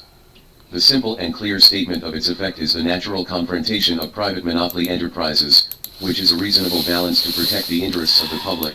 It is the most trustworthy enterprise that guarantees the safety and health of the people. It is the umbrella of strategic resources for national strategic industries. It is the private monopoly capital that prevents greed. Unlimited grabbing, rejecting a fair national economic management platform where the monopoly family manipulates the country's politics and economy and endangers the interests of the public. However, when state-owned enterprises encounter a bureaucratic system, state-owned enterprises will lose their market competitiveness. And this is the real problem facing China's state-owned enterprises today. Democracy is the natural resistance of bureaucrats. The adoption of democratic management mechanisms in management is of course the focus of state-owned enterprise reform. The highest stage of a capitalist country is the imperial stage of monopoly capitalism.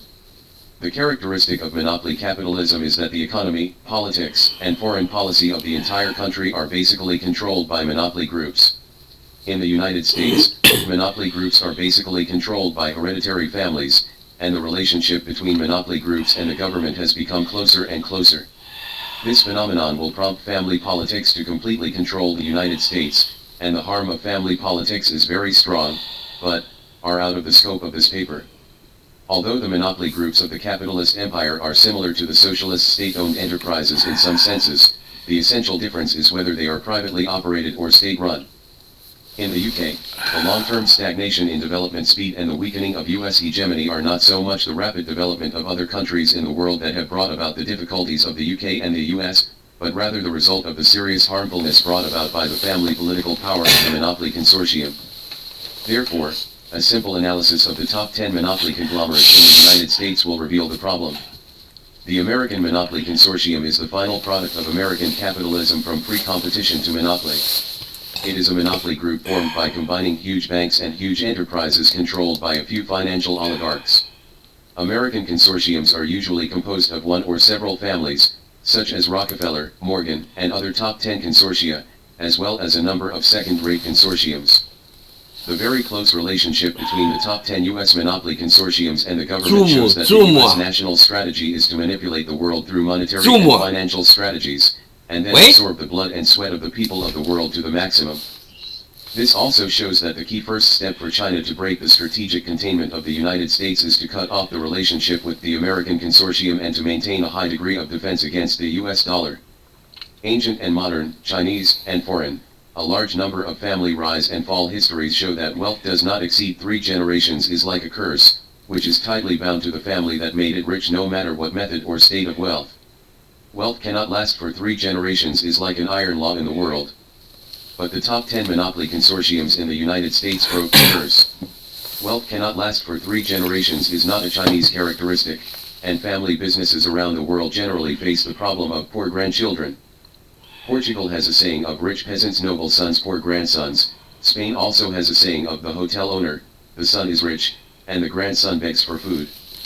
In recent years, the annual foreign consumption of $300 billion US, and China becoming the world's largest luxury consumer market, such a huge amount of luxury consumption, except for some of which belong to bureaucratic public expenses, the rest will naturally be understood to be consumed by bureaucratic capitalist families. Since the reform and opening up, the gap between the rich and the poor in China has become the hardest hit area in the world. Statistics show that more than 93% of the super-rich group is bureaucratic capital. It is obvious to all that the powerful families formed by seizing the treasury are huge. Therefore, the survey data show that the law of wealth cannot last for 3 generations in China is beginning to take effect.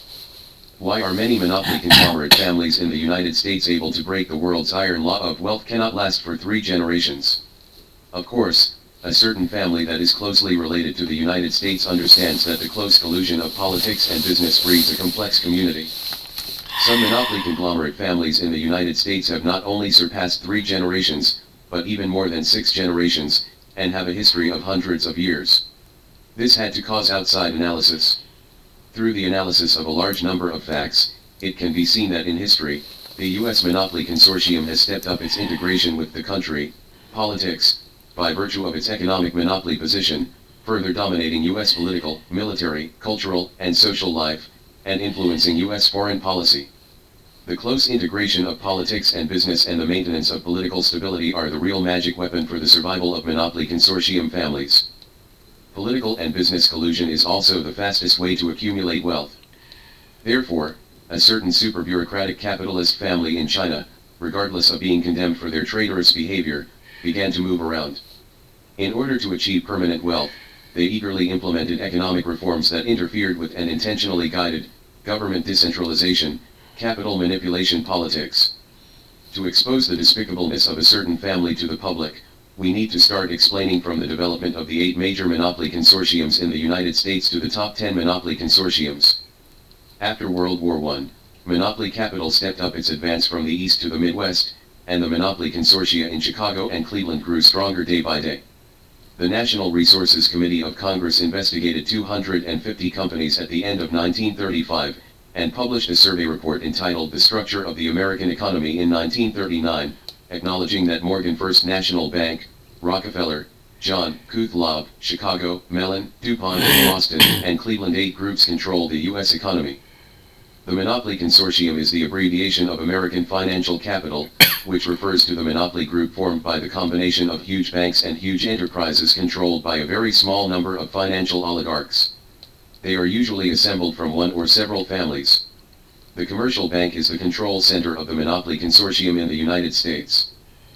After World War II, the strength of the previous 8 consortiums began to change, and new consortiums emerged, forming Rockefeller Consortium, Morgan Consortium, First Citibank Consortium, DuPont Consortium, Boston Consortium, Mellon Consortium, Cleveland Consortium, Chicago Consortium, California Consortium, Texas Consortium, and other 10 consortiums ruled the United States. Especially from the second half of the 1950s to the first half of the 1970s, due to the advancement of science and technology, the U.S. economy developed rapidly, and the industrial structure also underwent profound changes. Large companies and large enterprises implemented cross-industry diversification, and production and capital were further concentrated. Accelerated the development of mixed joint ventures. The consortiums infiltrate each other again, and the relationship between each other is complicated. I have you, and you have me. The boundaries of the consortia are becoming more and more blurred, but the Eastern consortiums such as the Morgan Consortium, the Rockefeller Consortium, and the First Citibank Consortium are still in a monopoly position to rule American politics, economy, and society. Judging from the development trend of consortia in the United States in recent years, the mutual penetration and manipulation of major monopoly consortiums in the United States in recent years is the biggest development feature. This result is self-evidently fulfilling the American dream of empire, and the greed of hegemony is expanding day by day. The requirements for the further internationalization of consortium capital make American consortia not only want to put the U.S. economy under their rule, but also expand their influence abroad and establish their monopoly position in the international scope. The mutual infiltration and manipulation of major monopoly consortiums in the United States in recent years is the biggest development trend. This result is self-evidently fulfilling the American dream of empire. That is to say, the real source of American hegemony is the political power of monopoly consortiums and families. The J.P. Morgan Chase Group, the second largest monopoly conglomerate in the United States that has been involved in high-level corruption cases in China, also deserves the attention of the Chinese people.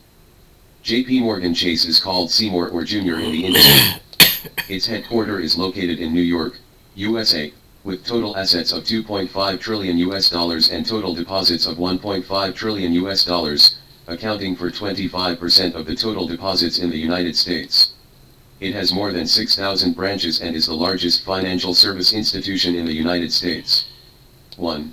J.P. Morgan Chase was formed in 2000 by the merger of Chase Manhattan Bank and J.P. Morgan, and acquired the First Bank of Chicago, Bear Stearns Bank, and Washington Mutual Bank respectively. J.P. Morgan Chase is a multinational financial services organization and one of the largest banks in the United States, with operations in more than 60 countries, including investment banking, financial transaction processing, investment management, commercial financial services, and personal banking. J.P. Morgan's China Connection hiring probe expands.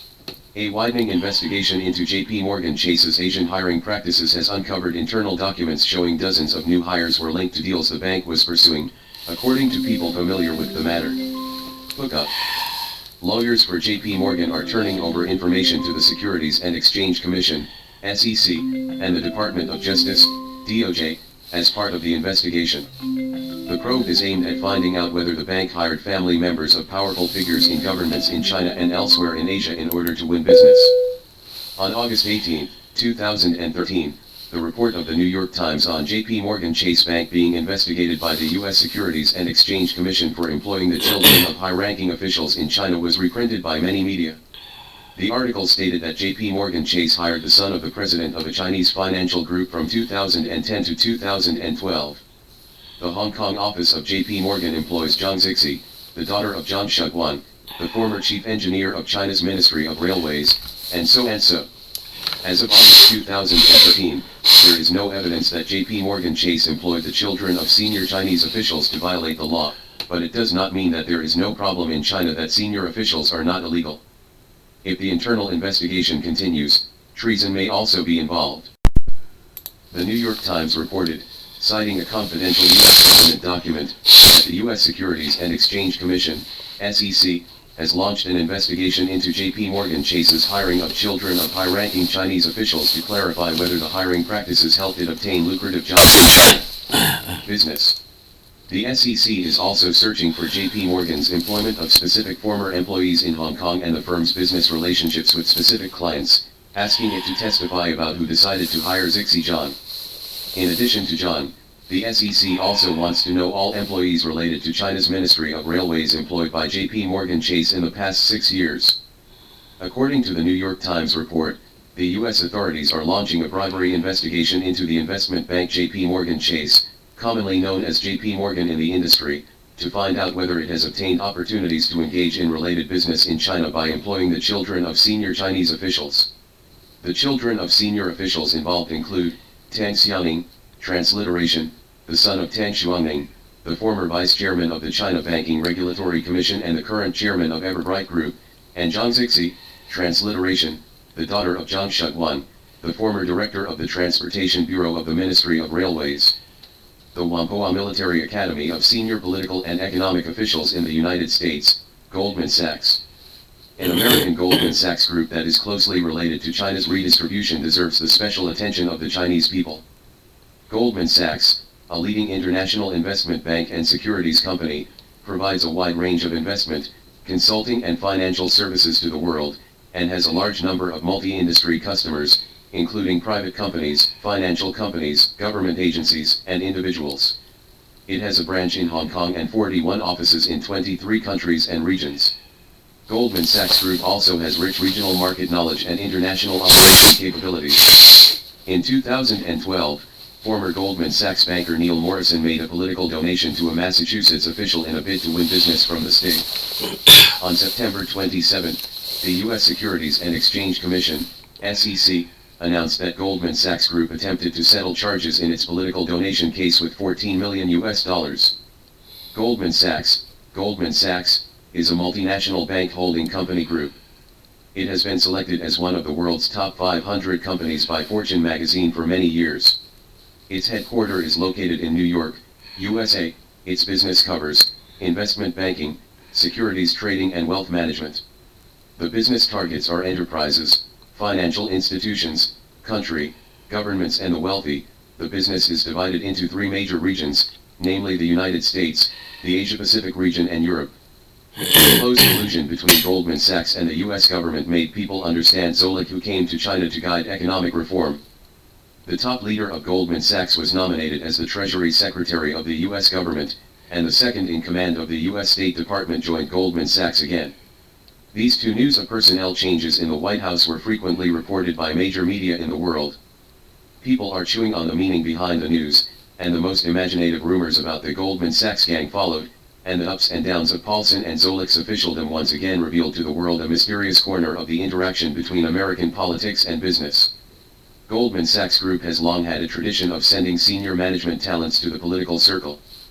As early as the 1930s, Sidney Weinberg, then chairman of Goldman Sachs Group, set a precedent for sending high-ranking officials to the government. Weinberg himself started his career as a partner's shoeshine. He led by example from Wall Street to the White House, and served as a senior economic policy advisor to President Roosevelt and then President Truman. Since the mid-1980s, many Goldman Sachs people have stepped into the political career. In 1980, John Whitehead, who was the co-chairman of Goldman Sachs at the time, joined the Reagan administration as Deputy Secretary of State. Soon after, Robert Holmitz, then the Vice President of Goldman Sachs, entered the White House and became the Assistant Secretary of State of the Reagan administration. In 1992, Cuban, then the chairman of Goldman Sachs, left Goldman Sachs to serve as the chief economic advisor of the Clinton administration. Secretary of the Treasury, together with Greenspan, the two architects of the economic prosperity of the United States in the 1990s, Buchanan was elected governor of New Jersey with a high number of votes. In December 2002, Stephen Friedman, the former co-chairman of Goldman Sachs, came to the White House and became the chairman of the President's Council of Economic Advisors. He is currently the chairman of the White House Foreign Intelligence Advisory Committee. New York Stock Exchange Chief Executive Joshua Bolten, former Goldman Sachs European chief, was promoted to White House staff shortly before Paulson's nomination. In addition, Kenneth Crotty, a former partner of Goldman Sachs, once served as the president and chairman of the Export-Import Bank of the United States under the U.S. government, and many Goldman Sachs graduates have entered Capitol Hill and become important members of Congress. It is precisely because Goldman Sachs has trained countless political leaders that Goldman Sachs has a reputation. The Whampoa Military Academy for senior political and economic officials in the United States. Stephen Hess, a senior researcher at the Brookings Institution, an independent think tank, said in an interview with a Fox News reporter a few years ago, in the United States, "I don't know any company that can send so many senior officials to the government." On May 30, 2006, U.S. President Bush announced in the Rose Garden of the White House that Henry Paulson, a well-known investment banker and chairman and CEO of Goldman Sachs Group, was formally nominated to succeed Snow as the next U.S. Secretary of the Treasury. It is reported that the U.S. Senate Banking Committee will start hearing Paulson as Treasury Secretary on July 11. On June 19, 2006, U.S. Deputy Secretary of State Zoellick suddenly announced his resignation and is expected to officially leave the State Department in July. Zoellick said he would join Goldman Sachs, but did not disclose the specific position. According to the latest media reports here, Zoellick will serve as Vice Chairman of Goldman Sachs Group and Chairman of the Senior International Advisory Group, responsible for formulating Goldman Sachs' global strategy. Goldman Sachs is no stranger to Zoellick, who also served as a senior international advisor at the firm in the early 1990s. If China wants to grasp the strategy to take the initiative to fight back against the United States, it is very important to attack the bureaucratic capital colluding with Goldman Sachs Group and J.P. Morgan Chase Group. Why did Goldman Sachs develop like a duck to water in China? Being so close to Goldman Sachs, which has been involved in constant political bribery cases, the behavior of some Chinese officials has to make people imagine. Goldman Sachs has long regarded China as an important market, and since the early 1990s, China has been regarded as a key region for global business development. Goldman Sachs established its Asia-Pacific headquarters in Hong Kong in 1984, and opened representative offices in Beijing and Shanghai in 1994, officially entering the Chinese mainland market. Since then, Goldman Sachs has gradually established a strong international investment banking branch in China, providing a full range of financial services to the Chinese government and domestic leading enterprises. Goldman Sachs is also the first foreign-funded investment bank to obtain the B-share trading license of the Shanghai Stock Exchange, and one of the first batch of foreign-funded institutions to obtain QFII qualification.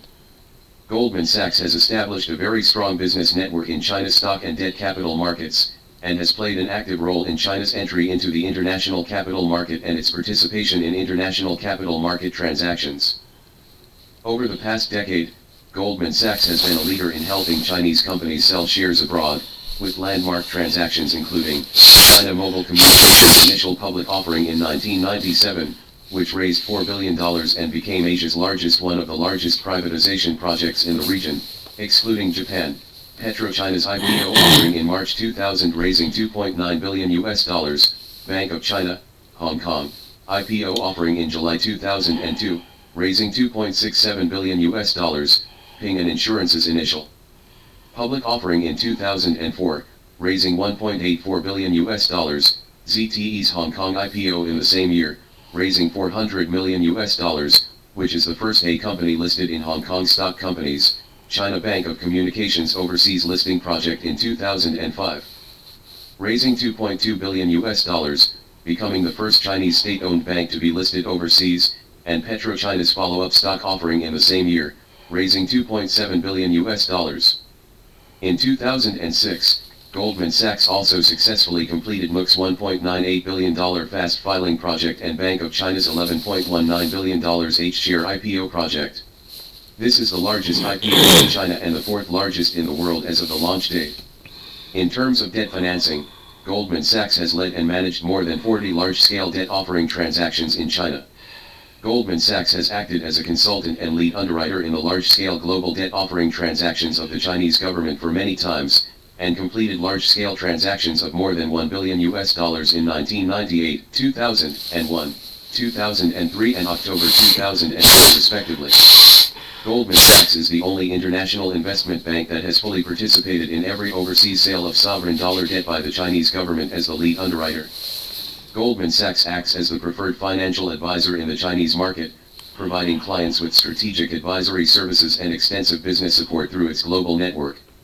In recent years, Goldman Sachs has participated in many major mergers and acquisitions in China as a financial advisor, such as Nissan's investment of $1 billion in Dongfeng Motor, Daimler Chrysler's investment of $1.1 billion in BAIC, TCL and Thomson's establishment of a Chinese joint venture, HSBC acquisition of 20% equity of China Bank of Communications, Lenovo's acquisition of IBM's personal computer department, China National Petroleum's acquisition of Kazakhstan Petroleum Company and MOOC's acquisition of oil assets in Nigeria, etc. In December 2004, Goldman Sachs was approved by the China Securities Regulatory Commission to establish a joint venture company, Goldman Sachs Kaohua Securities Co., Ltd.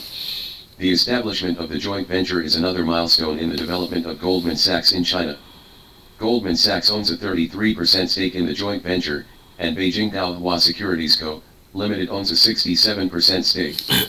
The establishment of the joint venture allows Goldman Sachs to carry out share listing business, RMB corporate bonds, convertible bonds, and provide domestic financial advisory and other related services in China.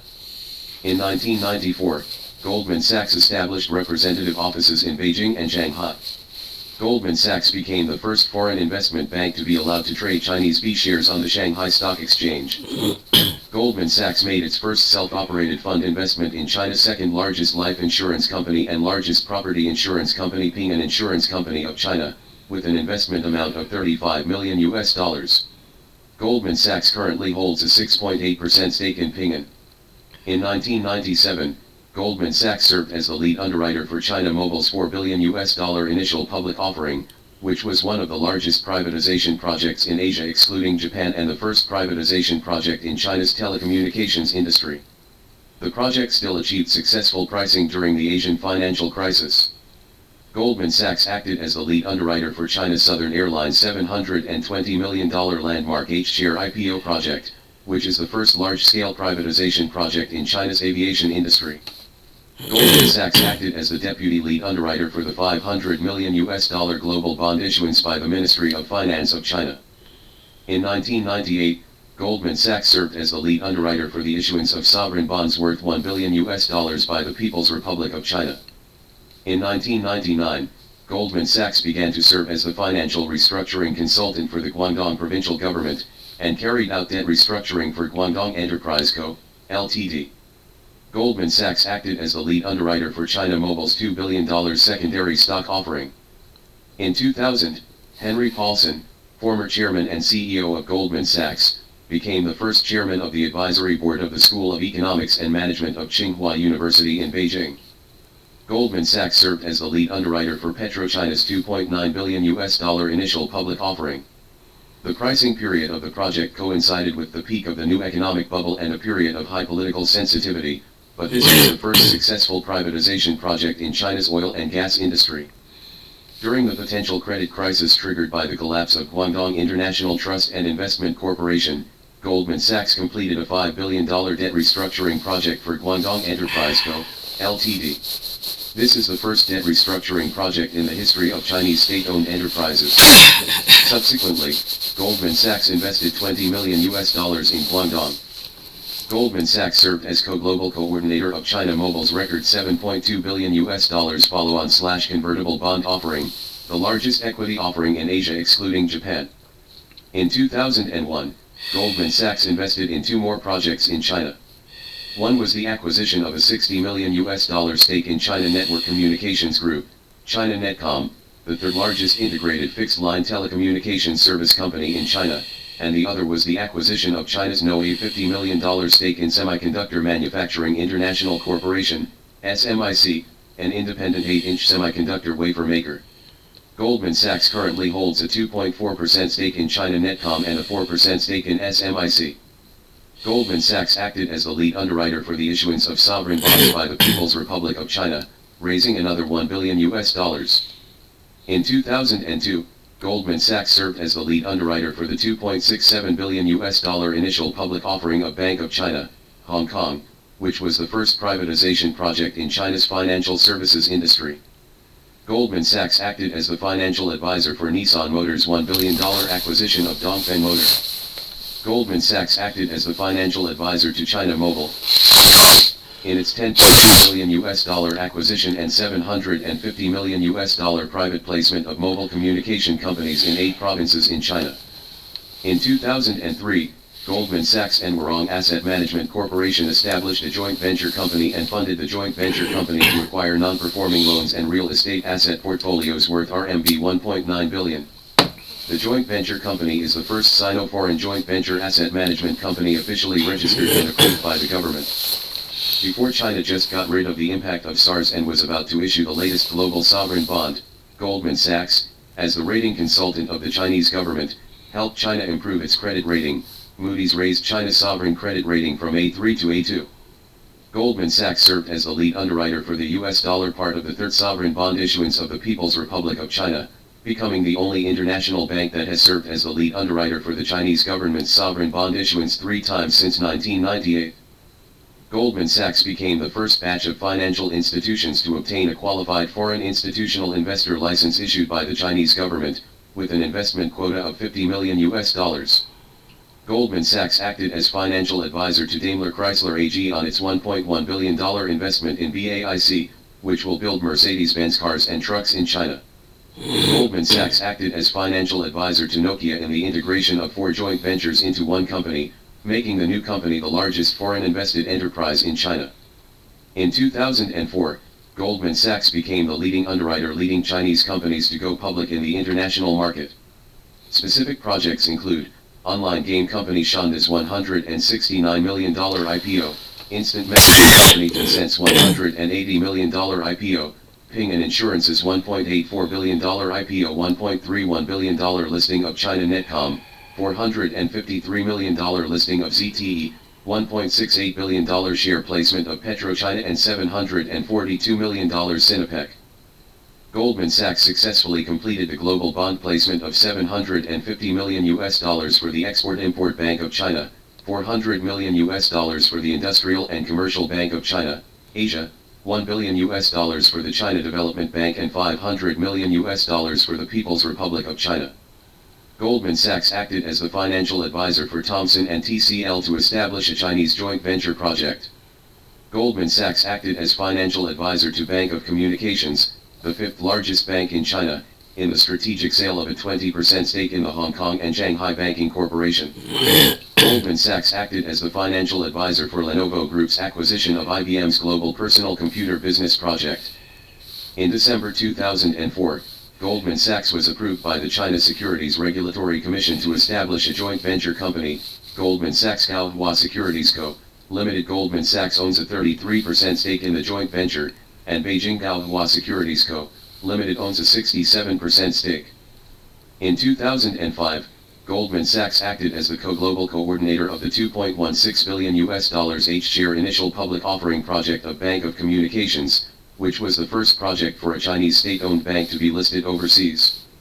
Goldman Sachs acted as the lead underwriter for Sinopec's $247 million backdoor listing project. The project was structured in 3 parts: so it was extremely complex yet very creative. Goldman Sachs acted as the lead underwriter for PetroChina's $2.72 billion follow-on share offering, which is the largest fast-track offering in Asia excluding Japan as of the launch date. Goldman Sachs once again successfully completed the China Development Bank's global bond placement worth $1 billion. Goldman Sachs served as the financial advisor for China Netcom's acquisition of 20% of PCCW's shares. Goldman Sachs acted as the financial advisor for Temasek Holdings to invest $1.4 billion in China Construction Bank, the third largest state-owned bank in China. Goldman Sachs acted as the financial advisor for the Royal Bank of Scotland's $1.6 billion stake in Bank of Scotland, China's second largest state-owned bank. Goldman Sachs acted as the financial advisor for Carlyle Group's acquisition of 24.9% shares of China Pacific Life Insurance, the third largest life insurance company in China. Goldman Sachs joined the ranks of self-operated investment in China's banking industry and agreed to buy a stake in China's largest state-owned bank, Industrial and Commercial Bank of China, for $1.8 billion. Goldman Sachs became the first financial institution to obtain two qualified foreign institutional investor licenses and investment quotas for its asset management business. In 2006, Goldman Sachs signed an agreement to acquire a stake in Industrial and Commercial Bank of China, January, with Allianz Group and American Express for $3.78 billion. Goldman Sachs acted as financial advisor for NUC's $2.27 billion acquisition of oil assets in Nigeria, January. Goldman Sachs served as the global coordinator and joint book runner for Focus Media's $323 million follow-on stock offering on Nasdaq, January. Goldman Sachs acted as joint global coordinator and joint book runner for the $96 million Hong Kong IPO of Shanghai Advanced Semiconductor, April. Goldman Sachs acted as joint book runner for NUC's $1.98 billion fast filing offering, April. Goldman Sachs acted as the joint global coordinator and joint book runner for Bank of China's $11.19 billion H-share IPO project, which was the largest in China and the fourth largest in the world as of the date of listing. In 2006, Goldman Sachs Group, Allianz Group, and American Express invested $3.78 billion, equivalent to about 29.5 billion yuan, in the Industrial and Commercial Bank of China, acquiring 10% of the shares of ICBC at a purchase price of 1.16 yuan. After the listing, based on the intraday price of 6.77 yuan on January 4, 2007, the market value reached 275.5 billion yuan at the highest, and the three foreign-funded companies made a net profit of 246 billion yuan, and the investment income reached 9.3 times in less than a year. On March 3, 2006, the state-owned share transfer project of Shuanghui Group was listed on the Beijing Equity Exchange at a reserve price of 1 billion yuan. During the listing period, more than 10 potential investors, including Temasek, Goldman Sachs Group, CDH Investments, CCMP Asia Investment Fund, Citigroup, and COPCO, successively contacted the Beijing Stock Exchange to inquire and negotiate about the project. In the end, Hong Kong Rotexco, Limited, with Goldman Sachs Group as the actual controller, won the bid for Shuanghui. On September 27, 2012, the U.S. Securities and Exchange Commission, SEC, announced that Goldman Sachs Group attempted to settle the allegations of political donations with huge sums of money. The best time for intellectual spies was in the past 30 years. Fraternities are the main body, and Chinese Americans are the backbone. The bad guy has a background. Being honored as a thinker by the West, everyone knows that he is a foreign dog, but no one can do anything to him. Sun Tzu, a military strategist, said, "Know yourself and know your enemy, and you will never be imperiled in 100 battles. The first is to attack the army, and the second is to attack the army." The knowledge here refers to understanding and familiarity. It is not easy to know yourself, and it is even more difficult to know your opponent. The other here usually refers to your opponent or enemy. It is to understand the information on the opponent. There are public and secret ways to know your opponent or enemy. In ancient China, there was a profession called shizo, which was an inferior and humble person who was specially used to listen to intelligence. In modern times, such people are usually referred to as spies, undercover agents, or intelligence personnel. If you want to beautify them a little more, it is more appropriate to call them intelligence police or information agents. In modern China, A typical failure that suffered major setbacks due to backward intelligence was the Sino-Japanese War, which deeply hurt the Chinese people and changed the trajectory of the Chinese people's understanding of the world. It is a pity that Chinese people often don't know how to reflect after the pain, and they will feel dizzy and faint when the scar is healed. It was this incredible war that allowed Japan to taste the sweetness of intelligence for the first time. It was a major historic victory that inspired the Japanese to have the confidence to change their international status. To understand and deepen the modern espionage awareness of the Chinese people, it is necessary to understand the historical examples of Japanese spies. In the 16th century, Japan produced a world-renowned great man named Toyotomi Hideyoshi. He didn't like reading and had little knowledge, but he was particularly shrewd and secretive. He used his life to achieve a turning point in Japan's modern history. Most ordinary people comment on his excellent command and decision-making ability, and few people pay attention to his emphasis on intelligence work. In fact, the greatest advantage of General Toyotomi Hideyoshi is that he attaches great importance to Sun Tzu's theory, and pays special attention to the phrase "know yourself and the enemy, and you will never be imperiled in 100 battles." 90%. He is often able to defeat others without fighting, and it is also thanks to the dispatch of intelligence teams to find out all the opponent's hobbies and strengths through spies. Yoshiko Mishima was once a very powerful lord of San Francisco in Japan. Toyotomi's intelligence personnel conducted a comprehensive investigation and mobilization on his teacher, his Buddhist beliefs, his life interest, and his ideological weaknesses. As a result, Jiji was convinced and surrendered without a fight. There is also a very famous espionage organization in modern Japan called Jinyensha. It has many branches in China, such as the Black Dragon Association, the Friends of the Neighborhood Association, and the Ronin Association. Those who are erotic, begging, business, charitable, friendly, beautifying and hairdressing, farming, whatever can be used for them, must be carefully worked into. One of the most famous examples of obtaining intelligence by means of tourism is Major Fukushima. He deliberately bet with German officers that he could ride alone from Germany to Vladivostok. Mongolia and Manchuria finally arrived at Vladivostok. Because the road was unimpeded, he surveyed a large amount of Russian intelligence without restraint, providing extremely valuable and powerful support for the Russo-Japanese War. The pain of the spy war in modern China can be described as severe. The leaders of the first generation of revolutionaries all received huge donations from Swanyangsha, the Black Dragon Association and the Friends of the Neighborhood Association. Hideji Chino and Kawashima were all once regarded as Japanese friends. In fact, they are all top-level spies. The changes in Manzhou and North China have not only Japan's influence, but also various mistakes within China. The Japanese spy organization manipulated a large number of Chinese celebrities from all walks of life, including various warlords and revolutionary parties. People. If it weren't for the Japanese government's concerns, the Northeast would have changed hands after the First World War. The British Richard Dickin once regretted this.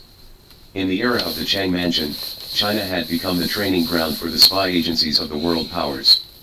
In addition to stealing Chinese intelligence, the more important thing was to steal information from each other. In terms of personnel size, Japanese spies still had the largest number of spies. Relying on military power, they are more and more inclined to create troubles in China. Picking quarrels and provoking troubles is the most valued and usual tactic of Doihara and his like. In addition, Doihara has also trained other beautiful spies such as Yoshiko Kawashima.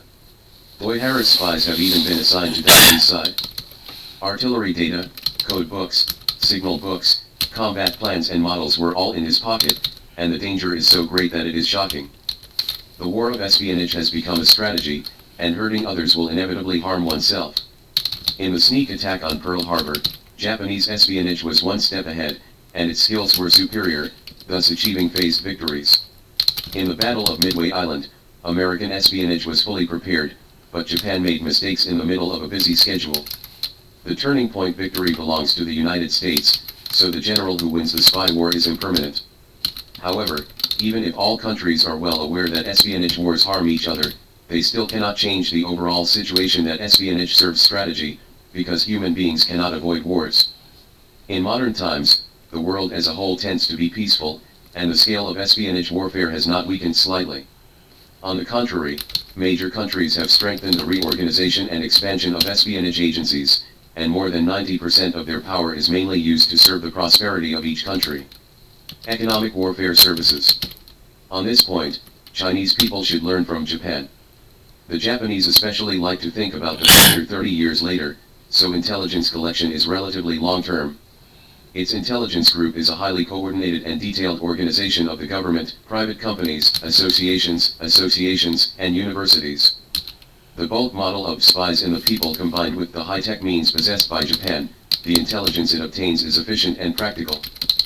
In the past few decades, China did not have an open intelligence agency, and usually tended to obtain intelligence through legal means, avoiding aggressive and illegal espionage activities to cause trouble, and China has not become more dependent on espionage because of its past history of suffering to save the country. We generally rely on independent hard work and wisdom to strengthen ourselves. Of course, we also rely on the market to obtain Sunshine's technological input. From the perspective of reality and future needs, China's participation in international espionage is both reasonable and necessary.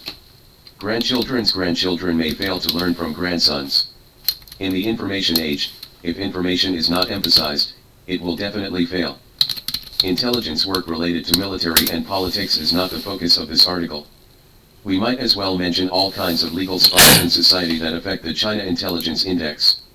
Why is there a quotation mark on the head of the spy? Because most real spies live in their own space in a legal state. For example, some high-ranking officials obtain their positions through legal means, and they are engaged in above-board duties. However, these official affairs are all big events arranged by other people.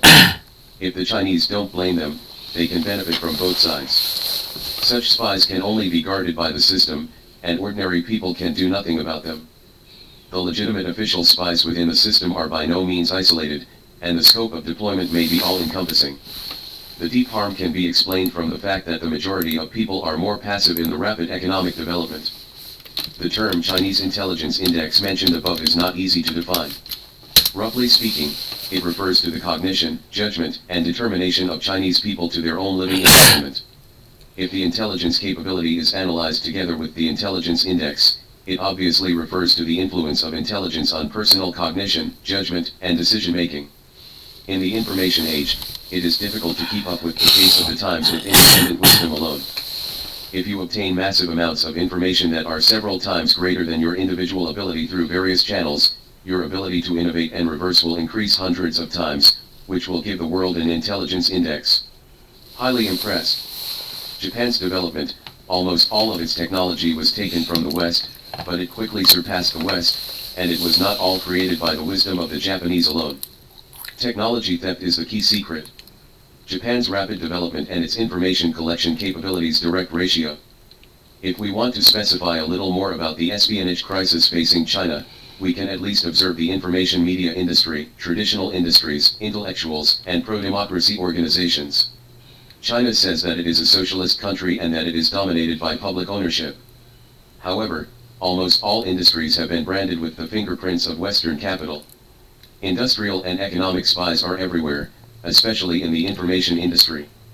It may be exaggerated to say that spies control China's mainstream portals, but it is not in doubt that spy agencies indirectly control China's internet and media. Multiple identities of journalists are not uncommon in the media industry. Media reporters under the control of capital have few people with fair intentions and many people who use them for profit. It is the easiest way for intelligence agencies to use media people to overthrow politicians. The most brilliant thing about media people is to find fault. Being locked in as a target is easier to be destroyed by them. There is no gold and no one is perfect. Once magnified by 1,000 times magnifying glass, anyone who wants to be hacked can be hacked. Get rid of the capable and daring and let the righteous are chilled, the inactive are relieved, and the wicked are happy. The righteous will not end well, and the whole society is a torn animal sausage. Traditional industries are now more and more likely to have a sharp increase in risks due to the externalization of capital. The pace of economic espionage to destroy important industries in China is accelerating. A very easy tool to use is to create chaotic thinking and make full use of high corruption and high monopoly. They continue to use information control to exaggerate the corruption and monopoly depth of Chinese state-owned enterprises, thereby paving the way for the dismemberment of competitive industries, and also to achieve the purpose of hijacking national decision-making.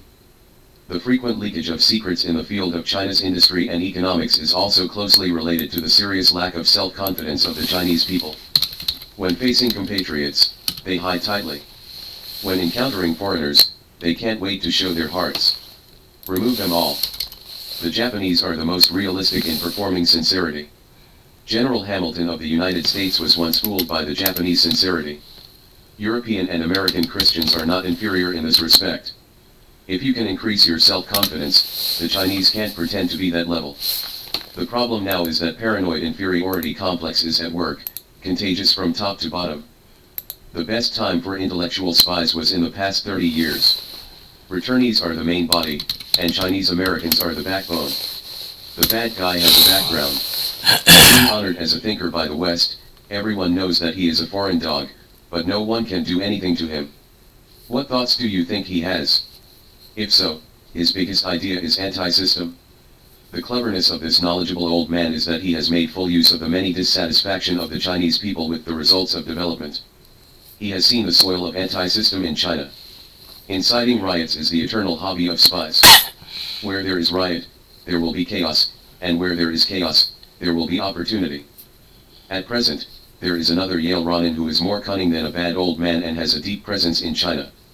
He has a lot of halos on his head, is very well recognized by the government, and is often invited to give brainwashing lectures, and he is also an independent director of a large state-owned enterprise. There is no official forum, he is a determined guest who sells words, and he is determined not to give up until he digs the wall down. As an American, he bombards the Chinese government's economic decisions at every turn, and questions the legitimacy of high-ranking Chinese officials at every turn. Has this kind of power been given to foreigners? How could he dare to be so presumptuous without a higher-level internal response? Unreasonable things can always happen frequently in this land of China. The chaos in every dynasty in China is definitely not due to the stupidity of the people, but to the pity of those in power. Those who are obsessed with open-mindedness, in fact, the one who really wants to be open-minded has always been stiff and unconscious. Even if they are hit by the people, they will die. The people, if he chatters too much, he may even perform the madness of raising the butcher's knife to the weak. Intellectual spies can be used not only in the economy, but also in education, culture, technology, and many other aspects. They aim to destroy the ideological foundation and cultural self-confidence of the Chinese people. If it becomes a general trend, China will inevitably evolve into a foreign country as a whole. No matter which country's version it evolves into, it will be the painful destination of the majority of the Chinese nation. Practice has proved that no matter how it changes, once the Chinese nation loses its national independence, it will automatically lose its complete personal dignity. To be respected by the world, Chinese people must be based on the independence of Chinese culture. The Chinese culture here includes both institutional culture, also includes social culture. More than 100 years ago, Japan cultivated local spies in China mainly through bribery. In addition to buying with money, Japan would also help them gain a certain social status, while those of average value would pay for them. With tips, usually 20 cents per tip. Today, there is another kind of pro-democracy dog and traitor called the Cent Party popular in China. They are active in various fields, how much money they get, and how much they do. In order to show that they are different from the old fine work, they often talk about democracy to flaunt their noble ideas and pursuits. In fact, they are a group of schistosomes raised by wicked people who specialize in eating their compatriots. Unless these plague gods are eliminated, the Chinese people will never have a good life. The most beautiful introspection of human beings is to learn from history, and the most stupid behavior of human beings is to keep repeating wrong history. Whether it is a rationalist or a fanatical nationalist, as long as there is an ecological existence of the weak and the strong, no one is willing to take the initiative to kneel down. Drilling the enemy's intelligence is definitely much more reliable than obsessed with fortune-telling and asking for blessings from the Bodhisattva. Civilized human beings labeled as the most moral people actually have a hobby of being thieves, and these thieves are all under the name of creating prosperity. There used to be a movie called The World Without Thieves. In fact, there should be a movie called The World Without Thieves. As long as the pursuit of comparative advantages in various countries continues to rise, spies like thieves will not be cut off. The excitement of intelligence warfare is nothing more than the artistry of being a thief and preventing a thief. China, please cultivate a group of good thieves who belong to you and serve prosperity. Please catch a group of evil thieves who are active at home and serve outsiders. The principle of honest Chinese intelligence work should be, people do not steal, I do not steal. If people steal, I can steal. The United States has a huge intelligence system, and one of the most important tasks is to steal information from China. American intelligence scientist Jeffrey Rich Elson pointed out, the United States can use many methods to eavesdrop on China's communications, ranging from submarine platforms such as submarines to various wireless systems on the ground, to those operating tens of thousands of kilometers in space. Satellite. Aerial surveillance of Chinese military secrets. Since the 9/11 incident, the U.S. Central Intelligence Agency, CIA, has begun to adjust its way of deploying spies overseas, changing its traditional way of operating overseas under the cover of an official identity, and instead setting up a private company as a cover to collect intelligence. The corporations controlled by the CIA are now invisible all over the world. It was reported a long time ago that Google in the United States helped the National Security Agency to ensure network security, and even sold equipment to intelligence agencies. Google is the core search technology supplier of Intelligence Wiki, a highly secure online system that has been purchased by U.S. agencies such as the National Security Agency to process information collected by U.S. spies on this planet. From strategic weapons, military bases, to conventional military exercises, China's military secrets at all levels are under the surveillance of Google Earth users. In the summer of 2007, the U.S. FA's Nuclear Intelligence Project team released a research report, claiming that according to the satellite photos provided by Google Earth, China is upgrading the intercontinental ballistic missile launch platform in the Dilingha area of Qinghai. FA's believes that the launch platform here was originally designed for the old-fashioned Dongfeng 4 strategic missile, and China has upgraded it to launch a new Dongfeng 21 missile. Dongfeng 21 has a range of at least 1,800 kilometers. Launching here can strike Russia in the north and India in the south. According to the Washington Times, the U.S. military spy satellites have been closely monitoring the progress of China's submarine construction. Military spy satellites including the Keyhole regularly and on a large scale take pictures of China's nuclear submarine manufacturing plants. In January 2011, according to WikiLeaks, the United States and Germany are planning to jointly develop a super spy satellite, which can also take infrared photos at night. It is said that this high-tech spy satellite will be put into use from 2012 to 2013. It can take high-resolution photos showing objects 50 centimeters long on the ground, and can even take infrared photos at night. Spy satellites are currently beaming photos back to Earth at a much faster rate. As a result, the U.S. space surveillance of China will become more in-depth. Form a global spy network to spy on China. The key to America's ability to spy on China is the 50-year-old Yakuza Treaty. The agreement links espionage activities in the United States, Britain, Canada, Australia, and New Zealand. In fact, through the scientific expertise and geographical distribution of these 5 countries, they have built a global network of agents that has grown into a super agent machine. The network has been used to eavesdrop on Chinese communications from the Cold War to the present. The tap device used to intercept Chinese communications is as simple as a fake tree branch made of fiberglass, actually a loudspeaker, or as complicated as a $500 million spy satellite. Fake branches were used to gather vital intelligence at the Chinese embassy in Washington. What needs to be pointed out is that more and more evidence shows that intelligence gathering is no longer just a job where special agents in special equipment pull out tiny cameras to secretly take pictures. The United States has used a large number of high-tech equipment in spying on Chinese intelligence, which can be said to be pervasive. In the late 1990s, an Australian newspaper revealed that the Chinese embassy in Australia and New Zealand in Canberra was bugged during construction, making the entire embassy building itself a huge and very effective bug. U.S. embassies abroad, including in Beijing, are typically small spy stations with antennas that pick up shortwave communications from the capital city. The United States and its allies have placed many download points in many remote locations.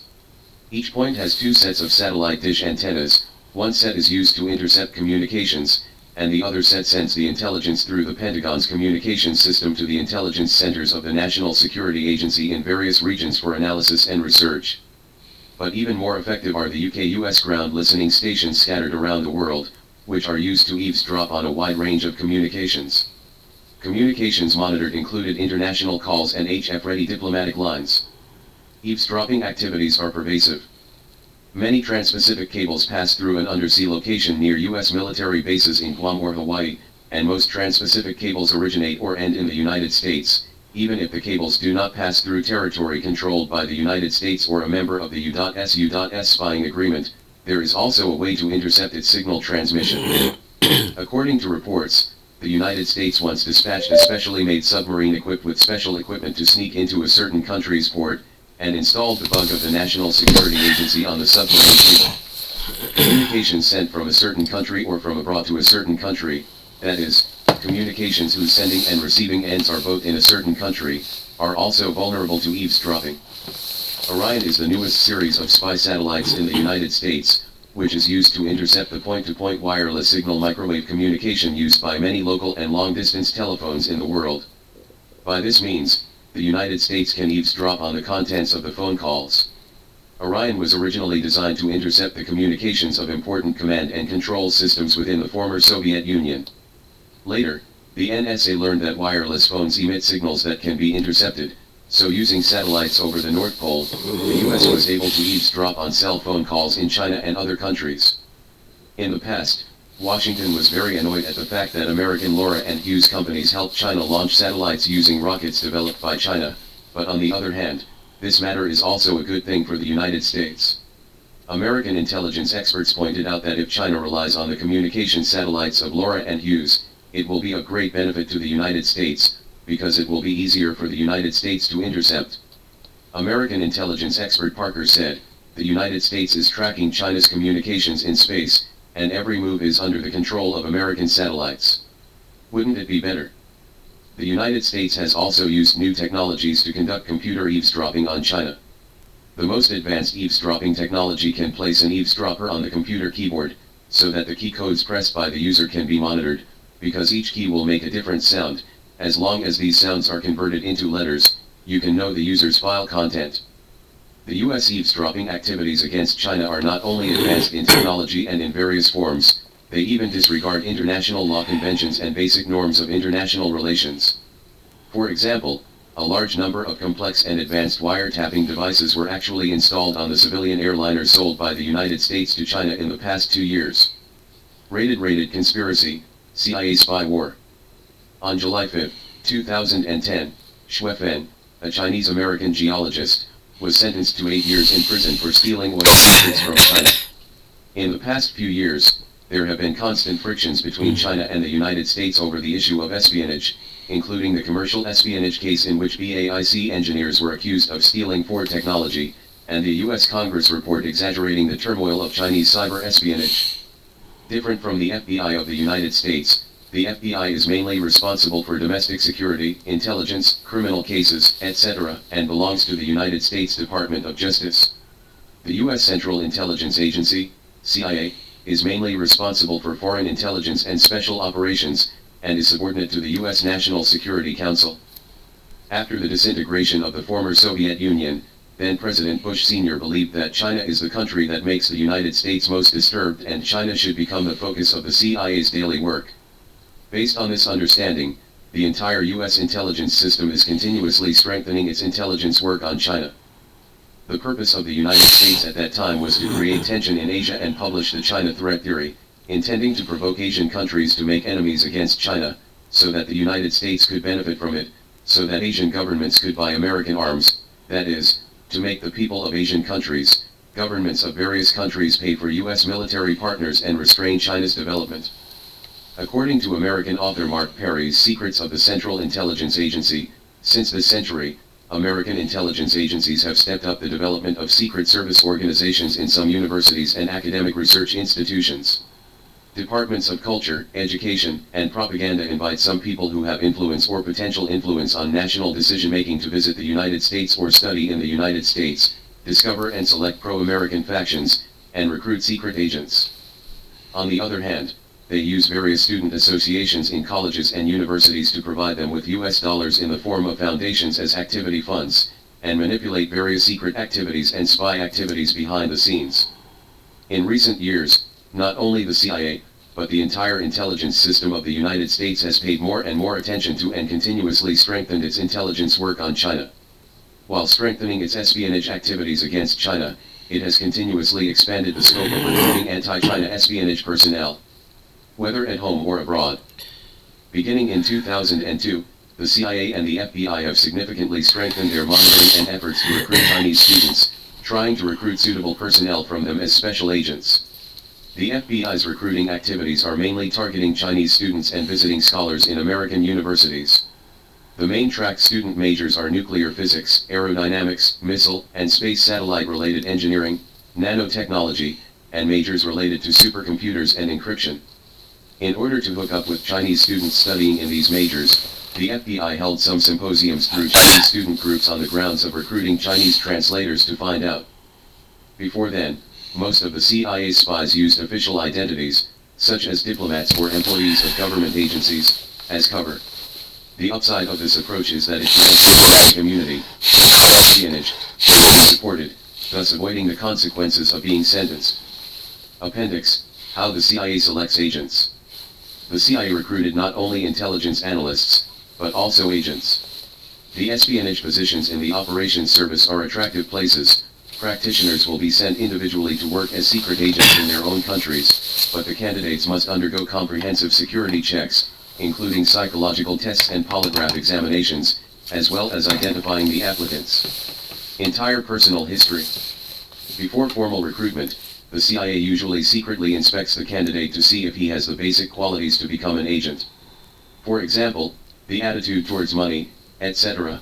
If any candidate joins, the first thing to talk about is money, then this kind of person must have come to the wrong place. This kind of person works for the CIA one day, and will defect tomorrow to an employer who bids a higher price. The first thing for new trainees to do after entering the training base is to reinvent themselves. Their names, ages, places of birth, hobbies, occupations, and names of their parents and siblings all have to be changed. Therefore, for many agents, doing intelligence work is not so much a career as it is a change of life. In the school study, the study time of the Secret Service course is the longest. At the agent training base, the training courses include how to report stealing information, how to escape after becoming a hostage, how to develop offline and pull people into the water, how to trap prey and anti-trap, etc. The Secret Service school also pays special attention to training female sex agents and male sex agents. In the CIA, many American agents are placed in large multinational corporations or other foreign-owned companies in an unofficial capacity. Once someone calls the company to inquire, the company secretary will say that this person works for the company and use this as a cover to engage in espionage activities.